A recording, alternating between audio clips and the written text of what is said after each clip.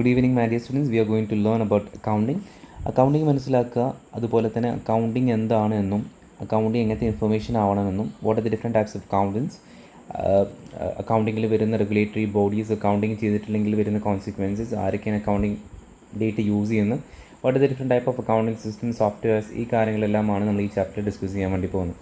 So to start with the chapter first we should understand എന്താണ് accounting. അക്കൗണ്ടിങ്ങിൻ്റെ definition നമുക്ക് എല്ലാവർക്കും അറിയാം. Accounting is an art of recording where journal, classifying in ledger and summarizing in trial balance in the which can be in the monetary termsൽ നമുക്ക് നോക്കാൻ വേണ്ടി പറ്റുന്ന കാര്യങ്ങൾ, മണി വാല്യൂവിൽ നമുക്ക് കൺവേർട്ട് ചെയ്യാൻ വേണ്ടി പറ്റുന്ന കാര്യങ്ങൾ, ഇത് മാത്രമാണ് നമ്മൾക്ക് എന്ത് ചെയ്യാൻ വേണ്ടി പറ്റുക, അക്കൗണ്ടിങ് ചെയ്യാൻ വേണ്ടി പറ്റുന്നത് അല്ലേ. സോ അക്കൗണ്ടിങ്ങിൻ്റെ കേസ് വരുന്ന സമയത്ത് നമ്മൾക്ക് അറിയാൻ വേണ്ടി പറ്റുന്ന കാര്യം, ദ ട്രാൻസാക്ഷൻ എവിടെ റെക്കോർഡ് ചെയ്യുന്നത്, ബുക്ക് ഓഫ് പ്രൈം എൻട്രി അല്ലെങ്കിൽ ജേർണലിൽ the transaction then analyse in post to ledger. ലെഡ്ജറിൽ നമ്മൾ പോസ്റ്റ് ചെയ്യുന്നുണ്ട്, പിന്നെ ഫിനാൻഷ്യൽ സ്റ്റേറ്റ്മെൻറ്റ്സിൽ നമ്മൾ സമറൈസ് ചെയ്യുന്നുണ്ട്. സയൻസ് സ്റ്റുഡൻസിന് മനസ്സിലാക്കാൻ വേണ്ടിയിട്ട് നിങ്ങൾ ഓൾറെഡി ജേർണൽ പഠിച്ചിട്ടുള്ളതാണ് അല്ലേ. ജേർണൽ നമ്മൾ ബേസ് ക്ലാസ്സിൽ പഠിച്ചിട്ടുണ്ട്. നമ്മൾ ഈ ജേർണലിൽ പറഞ്ഞിട്ടുള്ള കാര്യങ്ങൾ പിന്നെ നമ്മൾ ലെഡ്ജർ പറഞ്ഞൊരു സംഭവത്തിലേക്ക് പോസ്റ്റ് ചെയ്യും. ആ ലെഡ്ജറിൽ നിന്ന് പോസ്റ്റ് ചെയ്തിട്ട് അതിൽ നമ്മൾ ടോട്ടൽ കണ്ടെത്തിയിട്ട് അത് നമ്മളൊരു ട്രയൽ ബാലൻസിലേക്ക് ഇടും. ഈ ട്രയൽ ബാലൻസിൽ നിന്ന് പിന്നീട് നമ്മൾ എന്ത് ചെയ്യും, ബാലൻസ് ഷീറ്റിലേക്ക് കൊണ്ടുവരും. അതിൻ്റെ ഇടയിൽ പ്രോഫിറ്റ് ആൻഡ് ലോസിൻ്റെ അക്കൗണ്ട് എല്ലാം ഉണ്ട്. സോ ഇത്ര മനസ്സിലാക്കുക. ഏതൊരു അക്കൗണ്ടിങ് ചെയ്യുന്ന സമയത്ത് നമ്മൾ പറഞ്ഞു, അക്കൗണ്ടിങ് ചെയ്യുന്നത് രണ്ട് കാര്യങ്ങൾ കണ്ടെത്താൻ വേണ്ടിയിട്ടാണ്. ഒന്ന് സ്റ്റേറ്റ്മെൻറ്റ് ഓഫ് ഫിനാൻഷ്യൽ പൊസിഷനും മറ്റേത് സ്റ്റേറ്റ്മെൻറ്റ് ഓഫ് ഫിനാൻഷ്യൽ പെർഫോമൻസും. ഒന്ന് പൊസിഷനും മറ്റേത് എന്താണ്, പെർഫോമൻസുമാണ്. സോ പൊസിഷനെ നമുക്ക് കണ്ടെത്തണമെങ്കിൽ നമുക്ക് രണ്ട് കാര്യങ്ങൾ വേണമെന്ന് നമ്മൾ ഡിസ്കസ് ചെയ്തിട്ടുണ്ടായിരുന്നില്ലേ. ഒന്ന് നമുക്ക് അസറ്റും അറിയണം, മറ്റേത് നമുക്ക് ലയബിലിറ്റിയും അറിയണം. പെർഫോമൻസ് അറിയണമെങ്കിലും നമുക്ക് രണ്ട് കാര്യങ്ങൾ വേണം. ഒന്ന് നമുക്ക് ഇൻകം അറിയണം, മറ്റേത് നമുക്ക് എക്സ്പെൻസ് അറിയണം. അങ്ങനെ അസറ്റും ലയബിലിറ്റീസും ഒരു കമ്പനിയുടെ നോക്കിയിട്ടുണ്ടെങ്കിൽ നമുക്ക് ഫിനാൻഷ്യൽ പൊസിഷൻ കിട്ടും. ഫിനാൻഷ്യൽ പൊസിഷൻ എന്നാണ് ഒരു ഓൺ എ സ്പെസിഫിക് ഡേറ്റിനാണ്. ഫോർ എക്സാമ്പിൾ പറയുകയാണെങ്കിൽ ഇപ്പോൾ 31 മാർച്ചിന് നമുക്കൊരു പൊസിഷൻ കിട്ടുന്നുണ്ടാവും. ഇപ്പോൾ പെർഫോമൻസ് പറയുകയാണെങ്കിൽ ഒരു സ്പെസിഫിക് പീരിയഡിനാണ്.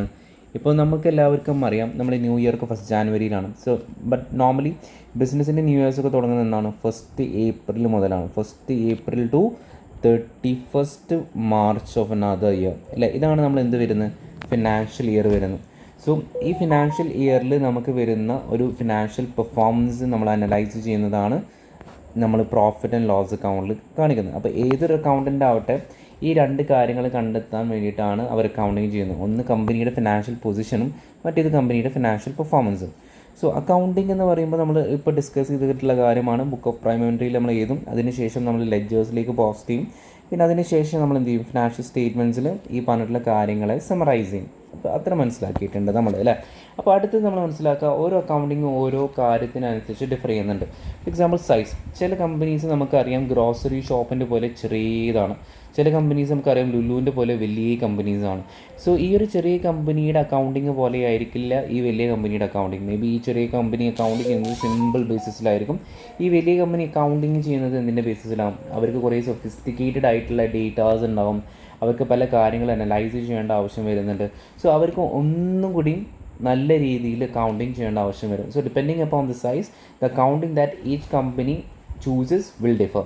അതുപോലെ തന്നെ ഓരോ ഓർഗനൈസേഷനിൽ അവർ ഉപയോഗിക്കുന്ന അക്കൗണ്ടിങ് ഡിഫർ ചെയ്യും. കാരണം ചില ഓർഗനൈസേഷൻ, ഇപ്പോൾ എക്സാമ്പിൾ പറയുകയാണെങ്കിൽ സർവീസൊക്കെ ചെയ്യുന്ന ഓർഗനൈസേഷനാണ്. ഇപ്പോൾ ടീച്ചിങ്, അതുപോലെ തന്നെ ഒരാൾക്കാരെ ആവശ്യം അല്ലേ, ഒരാൾക്കാർ ജോബിലൊക്കെ വരുന്ന സമയത്ത് അവർ എത്രത്തോളമാണ് അവിടെ വർക്ക് ചെയ്യുന്നത്, അവരെത്രത്തോളം സർവീസ് കൊടുക്കുന്നുണ്ട്, അതിൻ്റെ ബേസിസിലാണ് ചില കേസിൽ നമ്മൾ അക്കൗണ്ടിങ് ചെയ്യുന്നത്.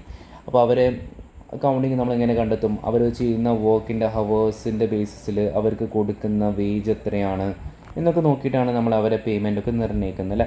അതുപോലെ തന്നെ ഇപ്പോൾ വേറെ എന്തെങ്കിലും, ഇപ്പോൾ മാനുഫാക്ചറിങ് കമ്പനി ആണെങ്കിൽ നമ്മൾ എത്ര സാധനമാണ് വിറ്റിട്ടുള്ളത്, അതുകൊണ്ട് നമുക്ക് എത്ര റവന്യൂ കിട്ടുന്നുണ്ട്, അതിൻ്റെ ബേസിസിലാണ്.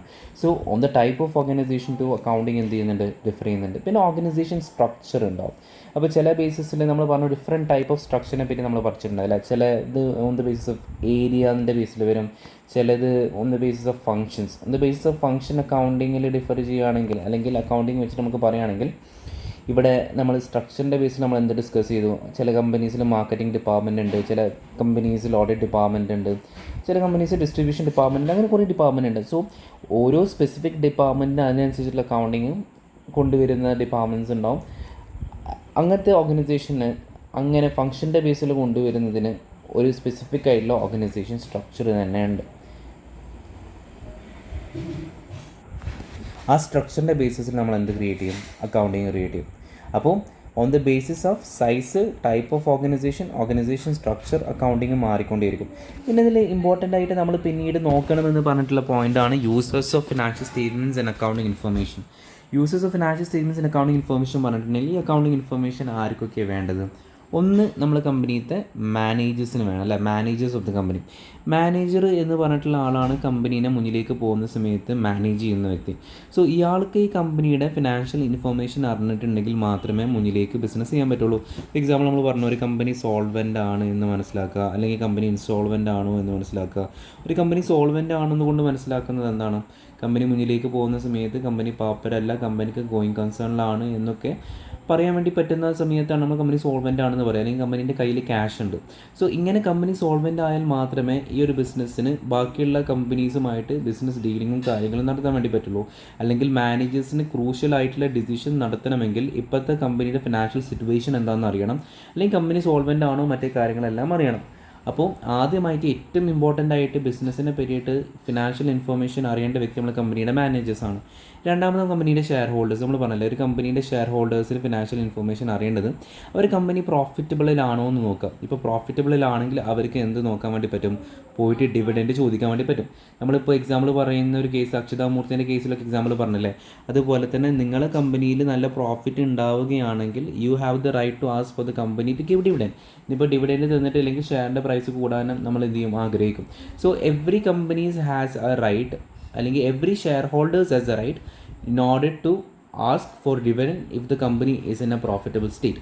അപ്പോൾ കമ്പനി പ്രോഫിറ്റബിൾ സ്റ്റേറ്റിലാണോ അല്ലയോ എന്ന് നോക്കാൻ വേണ്ടിയിട്ട് നമ്മൾ എന്ത് ചെയ്യും? കമ്പനിയുടെ ഫിനാൻഷ്യൽ സ്റ്റേറ്റ്മെൻറ്റ്സ് അനലൈസ് ചെയ്യും, അതനുസരിച്ചിട്ട് നമ്മൾ ഡീൽ ചെയ്യും. പിന്നെ വരുന്നതാണ് നമ്മൾ കമ്പനിയിൽ വരുന്ന ട്രേഡ് കോൺടാക്ട്സ്. ട്രേഡ് കോൺടാക്ട്സ് നമ്മൾ പറയുമ്പോൾ നമ്മൾ കമ്പനിയിൽ സപ്ലയേഴ്സ് ഒക്കെ ഉണ്ടല്ലോ. സപ്ലയേഴ്സാണ് നമ്മൾ കമ്പനിയിലേക്ക് എന്ത് സപ്ലൈ ചെയ്യുന്നത്? ഗുഡ്സ് സപ്ലൈ ചെയ്യുന്നത്. സോ സപ്ലയേഴ്സ് ഗുഡ്സ് സപ്ലൈ ചെയ്യുന്ന സമയത്ത് നമ്മൾ സപ്ലയേഴ്സിന് എന്ത് കൊടുക്കേണ്ട ആവശ്യമുണ്ട്? നമ്മൾ സപ്ലയേഴ്സിന് ക്യാഷ് കൊടുക്കണം. അപ്പോൾ സപ്ലയേഴ്സിന് നമ്മളെ കമ്പനിയിൽ ക്യാഷ് ഉണ്ടോ ഇല്ലേ എന്ന് അറിയാൻ വേണ്ടി സപ്ലയേഴ്സ് എന്ത് ചെയ്യും? നമ്മൾ ഫിനാൻഷ്യൽ ഇൻഫർമേഷൻ നോക്കും.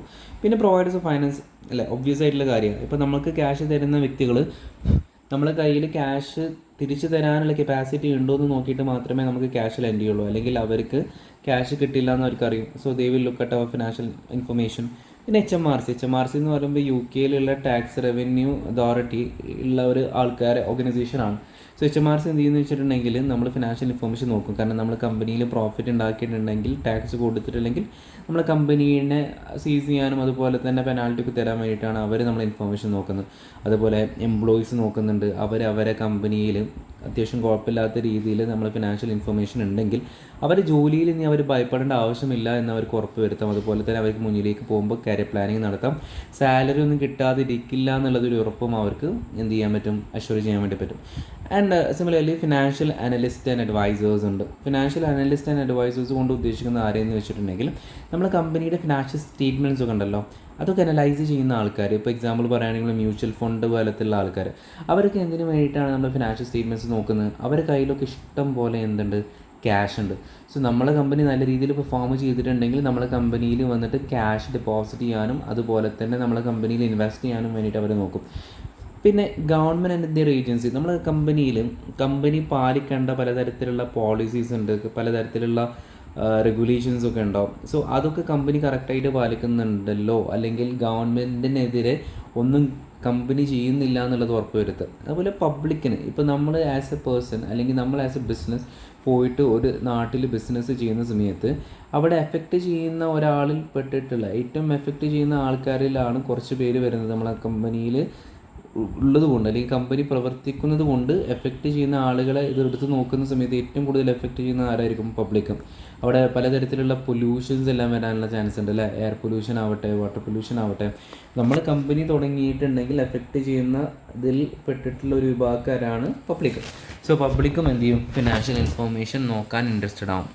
അപ്പോൾ നമ്മൾ ഈ പറഞ്ഞിട്ടുള്ള ആൾക്കാരിൽ വെച്ചിട്ട് ഏറ്റവും കൂടുതൽ ഈ ഒരു ഫിനാൻഷ്യൽ ഇൻഫർമേഷൻ വേണ്ടത് മാനേജേഴ്സിനാണ്. കാരണം മാനേജേഴ്സിനാണ് മുന്നിലേക്ക് പോകുന്ന സമയത്ത് കമ്പനീനെ എങ്ങനെയൊക്കെയാണ് മാനേജ് ചെയ്യേണ്ടത്, മുന്നിലേക്ക് പ്രവർത്തിക്കേണ്ടത്, ഇങ്ങനത്തെ പ്രോസ്പെക്റ്റീവ്സ് ആയിട്ടുള്ള കാര്യങ്ങൾ അറിയേണ്ടത്. സോ മാനേജറിന് ബിസിനസ്സിൽ ഇപ്പോഴത്തെ നടത്തുന്ന കാര്യങ്ങൾ എന്താണെന്ന് മനസ്സിലാക്കണമെങ്കിൽ മാനേജർ എങ്ങനെയാണ് ഒരു system of cost and management accounting വഴി മാനേജറിന് ഈ പറഞ്ഞിട്ടുള്ള കാര്യങ്ങളെ പറ്റിയിട്ടുള്ള എല്ലാം ഇൻഫർമേഷൻ കിട്ടും. അതാണ് നമ്മൾ അക്കൗണ്ടിങ്ങിൽ ആദ്യമായിട്ട് പഠിക്കുന്ന ഒരു ടോപ്പിക്കല്ല, the users of financial statements and accounting information. പിന്നെ നമ്മൾ ഇതിലേക്ക് പോകാം കേട്ടോ, അക്കൗണ്ടിങ് ഫംഗ്ഷനിലേക്ക് പോകാം. അക്കൗണ്ടിങ് ഫംഗ്ഷനിലേക്ക് വരുന്ന സമയത്ത് മെയിൻ ഫംഗ്ഷൻ, ഇപ്പോൾ നമ്മൾ ഒരു ഡിപ്പാർട്ട്മെൻറ്റ് നോക്കുന്ന സമയത്ത് അക്കൗണ്ടിങ് ഫംഗ്ഷൻ നോക്കുന്ന ഡിപ്പാർട്ട്മെൻറ്റിൽ ഫൈനാൻസ് പരമായിട്ടുള്ള കാര്യങ്ങൾ നോക്കുന്നത് ആരാണെന്നുള്ളതിനെ പറ്റിയിട്ട് നമുക്ക് നോക്കാം. അപ്പോൾ നമ്മളൊരു അക്കൗണ്ടിങ്ങിൽ ഏറ്റവും ടോപ്പിൽ നിൽക്കുന്ന വ്യക്തി ആരായിരിക്കും? നമ്മളെ കമ്പനിയിലെ ഫിനാൻസ് ഡയറക്ടറാണ്. സോ ഫിനാൻസ് ഡയറക്ടറാണ് ഏറ്റവും ടോപ്പിൽ നിൽക്കുന്ന വ്യക്തി. പിന്നെ അതിൻ്റെ അടിയിൽ വരുന്ന സമയത്ത് നമ്മുടെ കമ്പനിയിൽ ട്രഷറർ ഉണ്ട്. ട്രഷററാണ് ഈ ക്യാഷ് ഫ്ലോ കൺട്രോളെല്ലാം ചെയ്യുക, ക്യാഷായിട്ട് അങ്ങോട്ടുള്ള മാനേജ്മെൻറ്റ് ശ്രമങ്ങളെല്ലാം ചെയ്യുന്നുണ്ടാവുക. പിന്നെ നമ്മളെ കമ്പനിയിൽ ഫിനാൻഷ്യൽ കൺട്രോളെല്ലാം അപ്പോൾ റുട്ടീനായിട്ട് ഡേ ടു ഡേ ആയിട്ട് വരുന്ന അക്കൗണ്ടിങ്ങിനെ പറ്റിയിട്ട് ഒക്കെ നോക്കുന്ന വ്യക്തിയായിരിക്കും. പിന്നെ നമ്മുടെ കമ്പനിയിൽ മാനേജ്മെൻറ്റ് അക്കൗണ്ടൻസ് ഉണ്ട്. നിങ്ങൾ മനസ്സിലാക്കാം, മാനേജ്മെൻറ്റ് അക്കൗണ്ടൻ്റ് എന്ന് പറയുമ്പോൾ നമ്മുടെ കമ്പനിയിൽ ഇൻറ്റേർണൽ യൂസേഴ്സ് ആയിട്ടുള്ള മാനേജറിനൊക്കെ വേണ്ടിയിട്ട് റിപ്പോർട്ട് ചെയ്യുന്ന ആൾക്കാരാണ്. ഇവർ പ്രോസ്പെക്റ്റീവായിട്ടുള്ള കാര്യം എന്ത് ചെയ്യും? റിപ്പോർട്ട് ചെയ്യും. നമ്മൾ ഈ ഒരു മാനേജ്മെൻറ്റ് അക്കൗണ്ടും അതുപോലെ ഫിനാൻഷ്യൽ അക്കൗണ്ടൻറ്റും തമ്മിലുള്ള ഡിഫറൻസ് മനസ്സിലാക്കാം കേട്ടോ. ഫിനാൻഷ്യൽ അക്കൗണ്ടൻ്റ് ഉണ്ട്, അതുപോലെ തന്നെ മാനേജ്മെൻറ്റ് അക്കൗണ്ടൻ്റ് ഉണ്ട്. ഫിനാൻഷ്യൽ അക്കൗണ്ടൻ്റ് ഇൻഫോർമേഷൻ കൊടുക്കുന്നത് മെയിൻലി എന്തായിരിക്കും? ഹിസ്റ്റോറിക്കലാണ്. മാനേജ്മെൻറ്റ് അക്കൗണ്ടിങ് എന്താണ്? മെയിൻലി പ്രോസ്പെക്റ്റീവാണ്. ഫിനാൻഷ്യൽ അക്കൗണ്ടൻ്റ് ഹിസ്റ്റോറിക്കലാണ്, മാനേജ്മെൻറ്റ് അക്കൗണ്ടൻ്റ് പ്രോസ്പെക്റ്റീവാണ്. അപ്പോൾ ഇങ്ങനെ കൊടുക്കുന്ന സമയത്ത് മാനേജ്മെൻറ്റ് അക്കൗണ്ടിങ് പ്രോസ്പെക്റ്റീവാണ് അല്ലേ. സോ ഇവിടെ പ്രോസ്പെക്റ്റീവ് കൊണ്ട് ഉദ്ദേശിക്കുന്നത് എന്താണ്? നമ്മൾ ഫ്യൂച്ചർ പറഞ്ഞു കൊടുക്കുന്നതാണ്. ലൈക്ക് ഫോർകാസ്റ്റിലൊക്കെ അവരെന്ത് ക്രിയേറ്റ് ചെയ്യാൻ വേണ്ടി ശ്രമിക്കും? കമ്പനിയിൽ ബഡ്ജറ്റ് ക്രിയേറ്റ് ചെയ്യാൻ വേണ്ടി ശ്രമിക്കും. സോ ബഡ്ജറ്റൊക്കെ കണ്ടെത്തിയിട്ട് മുന്നിലേക്ക് ഇവർക്ക് പറഞ്ഞു കൊടുക്കുന്ന വ്യക്തികളാണ് നമ്മൾ മാനേജ്മെൻറ്റ് അക്കൗണ്ടൻറ്റ്. ഫിനാൻഷ്യൽ അക്കൗണ്ടൻറ്റ് അങ്ങനെയല്ല, എക്സ്റ്റേണൽ യൂസേഴ്സിന് വേണ്ടിയിട്ട് എക്സ്റ്റേണൽ റിപ്പോർട്ട്സ് ക്രിയേറ്റ് ചെയ്യുന്ന ആൾക്കാരാണ് ഇവർ, ഇൻറ്റേർണൽ റിപ്പോർട്ട്സ് ക്രിയേറ്റ് ചെയ്യുന്ന ആൾക്കാരാണ്. സോ ആ ഒരു ഡിഫറൻസ് ഇവരെ തമ്മിൽ മനസ്സിലാക്കാം കേട്ടോ. ഫിനാൻഷ്യൽ അക്കൗണ്ടിന് ഹിസ്റ്റോറിക്കലായിട്ടുള്ള കാര്യങ്ങൾ പറഞ്ഞു കൊടുക്കുക, മാനേജ്മെൻറ്റ് അക്കൗണ്ടിന് പ്രോസ്പെക്റ്റീവ് ആയിട്ടുള്ള കാര്യങ്ങൾ പറഞ്ഞു കൊടുക്കുക. ഫിനാൻഷ്യൽ അക്കൗണ്ട് എക്സ്റ്റേണൽ യൂസേഴ്സിനുള്ള ഇൻഫർമേഷനാണ് കൊടുക്കുന്നത്, മാനേജ്മെൻറ്റ് അക്കൗണ്ടൻസ് ഇൻറ്റേർണൽ യൂസേഴ്സ് ആയിട്ടുള്ള ആൾക്കാർക്ക് ഇൻഫർമേഷൻ കൊടുക്കുന്നത്. എക്സാമ്പിൾ പറയുകയാണെങ്കിൽ ബഡ്ജറ്റ്. അപ്പോൾ അത് ബഡ്ജറ്റ് അവരെങ്ങനെ ക്രിയേറ്റ് ചെയ്യുക? ത്രൂ ഫോർകാസ്റ്റിംഗ് എന്നുള്ളത് മനസ്സിലാക്കാം. ഓക്കെ, അതാണ് മാനേജ്മെൻറ്റ് അക്കൗണ്ടിനെ പറ്റി നമുക്ക് പറയാനുള്ളത്. അപ്പോൾ ഈ പറഞ്ഞിട്ടുള്ള ഒരു കാര്യത്തിനെ പറ്റിയിട്ട് നമ്മൾ എസെൻഷ്യൽ റീഡിങ്ങിൽ ബാക്കിൽ പറഞ്ഞിട്ടുള്ളത്, ഓരോ അക്കൗണ്ടിങ്ങും ഓരോ ബേസിസിനനുസരിച്ച് ഡിഫർ ചെയ്യും. ഫോർ എക്സാമ്പിൾ ഓരോ സൈസിനനുസരിച്ച് ഡിഫർ ചെയ്യുന്നുണ്ട്, ഓരോ ടൈപ്പ് ഓഫ് ഓർഗനൈസേഷൻ അനുസരിച്ച് ഡിഫർ ചെയ്യും. ചില ഓർഗനൈസേഷൻ വലുതാണ്, അപ്പോൾ വലിയ ടൈപ്പ് ഓഫ് സൊഫിസ്റ്റിക്കേറ്റഡ് ആയിട്ടുള്ള സോഫ്റ്റ്വെയർസും കാര്യങ്ങളും വേണ്ടി വരും. ടൈപ്സ് ഓഫ് ഓർഗനൈസേഷൻ എന്ന് പറയുമ്പോൾ നമ്മൾ സർവീസ്, ചിലത് മാനുഫാക്ചറിങ് ആണ്, അതിൻ്റെ ബേസിൽ ഡിഫർ ചെയ്യുന്നുണ്ട്. ഓരോ ഓർഗനൈസേഷൻ്റെ സ്ട്രക്ചറിൻ്റെ ബേസിൽ ഡിഫർ ചെയ്യും. സ്ട്രക്ചറെല്ലാം നമ്മൾ പഠിച്ചാണ്. ഇപ്പോൾ മെട്രിക് സ്ട്രക്ചർ ഉണ്ട് അല്ലേ, ഫങ്ഷണലിൻ്റെ കേസ് ഉണ്ട്, അതുപോലെ ഡിവിഷണലൈസേഷൻ ഉണ്ട്. സോ ഒരു സ്ട്രക്ചറിനനുസരിച്ചിട്ട് നമ്മൾ കൊടുക്കുന്ന അക്കൗണ്ടിങ് ഡിഫർ ചെയ്യും. ഓരോ ലീഗൽ ജുറിസ്ഡിക്ഷൻ്റെ ബേസിസിൽ, ഓരോ രാജ്യത്തിൻ്റെ നിയമപരമായിട്ടുള്ള കാര്യത്തിൻ്റെ ബേസിലും അക്കൗണ്ടിങ് ഡിഫർ ചെയ്യും. അപ്പോൾ ഇതിൽ നമ്മൾ തുടങ്ങിയ സമയത്ത് പറഞ്ഞിട്ടുണ്ടായിരുന്നതാണ് പോളിസീസ് ആൻഡ് പ്രൊസീജിയേഴ്സ്. ഒരു കമ്പനിയിൽ നമ്മൾ ബിസിനസ് ചെയ്യാൻ വേണ്ടി തുടങ്ങുന്ന സമയത്ത് ഇപ്പോൾ നമുക്ക് എല്ലാ ആൾക്കാർക്കും ഒരു റൂൾ ബുക്ക് ഉണ്ടാവും അല്ലേ. റൂൾ ബുക്ക് എന്ന് പറയുമ്പോൾ നമുക്ക് നമ്മളേതായിട്ടുള്ള ചിട്ടകളും അതുപോലെ നമ്മളേതായിട്ടുള്ള റൂൾസും കാര്യങ്ങളെല്ലാം ഉള്ള പോലെ തന്നെ കമ്പനിയിൽ നമ്മൾ കയറുന്ന സമയത്ത് കമ്പനിയിൽ എങ്ങനെയാണ് നമ്മൾ ബിസിനസ് ചെയ്യേണ്ടതെന്നും എങ്ങനെയാണ് നമ്മൾ പ്രവർത്തിക്കേണ്ടതെന്നും നമ്മളെ മനസ്സിലാക്കി തരാൻ വേണ്ടിയിട്ട് കമ്പനിയിൽ എന്തുണ്ടാവും? ഒരു പോളിസി മാനുവൽ ഉണ്ടാവും. ഇപ്പോൾ എക്സാമ്പിൾ പറയുകയാണെങ്കിൽ പോളിസി മാനുവലിൽ ഇപ്പോൾ നമ്മൾ ആർക്കെങ്കിലും ക്യാഷ് ഇപ്പോൾ പർച്ചേസ് ചെയ്യുന്നതിന് മുമ്പ് നമ്മളൊരു മെഷീനറി പർച്ചേസ് ചെയ്യാണ്, അല്ലെങ്കിൽ നോൺ കറൻറ്റ് അസറ്റ് പർച്ചേസ് ചെയ്യാണ്. അപ്പോൾ അവിടെ ഒരു ഓതറൈസേഷൻ കൊണ്ടുവരണം, അല്ലെങ്കിൽ വേറെ ഏതെങ്കിലും ഒരു സൂപ്പർവൈസർ അതിനെ സൂപ്പർവൈസ് ചെയ്യണം. അങ്ങനെ എന്തെങ്കിലും ഒരു കാര്യത്തിനെ കൊണ്ടുവരുന്നതിന് നമുക്ക് കൺട്രോൾ എന്ന് പറയാൻ പറ്റും അല്ലേ. അല്ലെങ്കിൽ നമ്മുടെ കമ്പനിയിലുള്ള പോളിസിയാണ്. അല്ലെങ്കിൽ എല്ലാ ഫസ്റ്റ് അല്ലേ ഡേ ഓഫ് ദ മന്ത് നമ്മൾ സാലറി കൊടുക്കും, അതൊരു പോളിസിയാണ്. അല്ലെങ്കിൽ സാലറി കൊടുക്കുന്നതിന് മുമ്പ് നമ്മളെ മാനേജർ സൈൻ ചെയ്യണം, അത് കമ്പനിയിൽ വരുന്ന റൂളാണ്. അതൊക്കെ പിന്നീട് ഒരു പോളിസി ആയിട്ട് വരും, അല്ലെങ്കിൽ ഒരു നിയമാവലികളെല്ലാം കൂടി കൂട്ടിയിട്ട് ഒരു പോളിസി ആയിട്ട് ക്രിയേറ്റ് ചെയ്യണം. സോ ഇങ്ങനെ കുറേ പോളിസീസ് ഒരുമിച്ച് അമാൽഗമേറ്റ് ചെയ്തിട്ടുണ്ടെങ്കിൽ നമുക്ക് അതിനെന്ത് പറയാൻ പറ്റും? പോളിസി മാനുവൽ എന്ന് പറയാൻ പറ്റും. അപ്പോൾ പോളിസി മാനുവലിൻ്റെ ഒരു റിജിഡിറ്റി എന്ന് പറയുമ്പോൾ എന്നാൽ അത്ര സ്ട്രിക്റ്റ് ആകാൻ പാടില്ല, എന്നാൽ അത്ര ഫ്രീ ആയി കൊടുക്കാൻ പറ്റില്ല. കാരണം നല്ല സ്ട്രിക്റ്റ് ആയിട്ടുണ്ടെങ്കിലും ആൾക്കാർ പാലിക്കില്ല, നല്ല മീസായി വിട്ടാലും ആൾക്കാർ എന്ത് ചെയ്യില്ല, റൂൾസ് പാലിക്കില്ല. അപ്പോൾ നമ്മൾ എവിടെയാണ് സ്ട്രിക്റ്റ് ആവേണ്ടത്, എവിടെയാണ് ലൂസ് ആവേണ്ടതെന്ന് നോക്കിയിട്ട് പോളിസി മാനുവൽ ക്രിയേറ്റ് ചെയ്യണം. അപ്പോൾ ഈ പോളിസി മാനുവൽ ഉണ്ടാക്കുന്നതിൽ ഏറ്റവും വലിയൊരു പങ്ക് വഹിക്കുന്നത് നമ്മുടെ ഇൻറ്റേർണൽ ഓഡിറ്റ് ഡിപ്പാർട്ട്മെൻറ്റാണ്. നമ്മൾ പറഞ്ഞു ഇൻറ്റേർണൽ ഓഡിറ്റേഴ്സിൻ്റെ മെയിനായിട്ടുള്ള പ്രവർത്തനം അല്ലെങ്കിൽ മെയിനായിട്ട് കമ്പനിയിൽ കൊടുക്കുന്ന ഒരു കോൺട്രിബ്യൂഷൻ എന്ന് പറയുമ്പോൾ ഇൻറ്റേർണൽ കൺട്രോൾസിനെ ക്രിയേറ്റ് ചെയ്യലാണ്. ഇൻറ്റേർണൽ കൺട്രോൾസ് എന്ന് പറയുമ്പോൾ കുറേ എക്സാമ്പിൾസ് നമുക്ക് പറയാനുണ്ട്. ലൈക്ക് സെഗ്രിഗേഷൻ ഓഫ് ഡ്യൂട്ടീസ്, ഒരു ജോബ് ചെയ്യുന്നത് രണ്ടാൾക്കാരെ കൊണ്ട് ചെയ്യിപ്പിക്കുക. അല്ലെങ്കിൽ സെഗ്രിഗേഷൻ ഓഫ് ഡ്യൂട്ടീസ് ഉണ്ട്, ഒരു ജോബ് ചെയ്യുന്നത് രണ്ടാൾക്കാരെ കൊണ്ട് ചെയ്യിപ്പിക്കുക. അല്ലെങ്കിൽ നമുക്ക് എന്ത് ചെയ്യാൻ വേണ്ടി പറ്റുമെന്ന് പറയുമ്പോൾ ഓതറൈസേഷൻ കൊണ്ടുവരിക. ഇൻറ്റേർണൽ ചെക്സ് കൊണ്ടുവരിക, അങ്ങനെ പല കാര്യങ്ങൾ എന്ത് ചെയ്യാൻ പറ്റും നമുക്ക് ഇൻറ്റേർണൽ കൺട്രോൾസിൽ ഉണ്ട് എന്നുള്ള രീതിയിൽ നമുക്ക് പറയാൻ പറ്റും. ഇപ്പോൾ പർച്ചേസ് ചെയ്യുന്ന മുമ്പ് ഓതറൈസേഷൻ കൊണ്ടുവരിക. So there are different types of internal controls that the internal auditors bring. ഇതെല്ലാം ചെയ്യുന്നത് എന്തിനാണെന്ന് വെച്ചിട്ടുണ്ടെങ്കിൽ staff R കംപ്ലൈങ് with companies policies and procedures. എല്ലാ സ്റ്റാഫുകളും കമ്പനിയിൽ കൊണ്ടുവന്നിട്ടുള്ള പോളിസി മാനുവലത്തെ കാര്യങ്ങളെല്ലാം നോക്കിയിട്ടാണ് അവിടെ പ്രവർത്തിക്കുന്നത് എന്നുള്ളത് ഉറപ്പ് വരുത്താൻ വേണ്ടിയിട്ടാണ്. ഓക്കെ, അപ്പോൾ അവിടെ ബേസിക്കായിട്ട് ഇപ്പോൾ നിങ്ങൾ ഇതിലെന്താ പഠിക്കേണ്ടത് വെച്ചിട്ടുണ്ടെങ്കിൽ ഒന്നുമില്ല, കമ്പനിയിൽ കുറേ തരത്തിലുള്ള പോളിസീസ് ഉണ്ട്, അവരെ റൂൾസ് ആൻഡ് റെഗുലേഷൻസ് ഉണ്ട്. ആ റൂൾസ് ആൻഡ് റെഗുലേഷൻസ് എല്ലാം ഒരു റൂൾ ബുക്കാക്കി എഴുതിയിട്ടുണ്ടെങ്കിൽ നമുക്ക് അവരെന്ത് പറയാൻ പറ്റും, പോളിസി മാനുവൽ എന്ന് പറയാൻ പറ്റും. സോ ഈ പോളിസി മാനുവൽ അനുസരിച്ചിട്ടാണ് അവിടുത്തെ എംപ്ലോയീസ് പണി ചെയ്യുന്നത് എന്ന് ഉറപ്പ് വരുത്താൻ വേണ്ടിയിട്ട് നമ്മളൊരു ആൾക്കാരെ നിയമിച്ചിട്ടുണ്ടല്ലോ, അവർ ഇൻറ്റേർണൽ ഓഡിറ്റ് ഡിപ്പാർട്ട്മെൻറ്റ് എന്ന് പറയും. അവർക്ക് മെയിനായിട്ടുള്ള ജോബിൽ ഒരു കാര്യമാണ് that the staff R കംപ്ലൈങ് with the companies policies and procedures എന്നുള്ളത് ഉറപ്പ് വരുത്തൽ.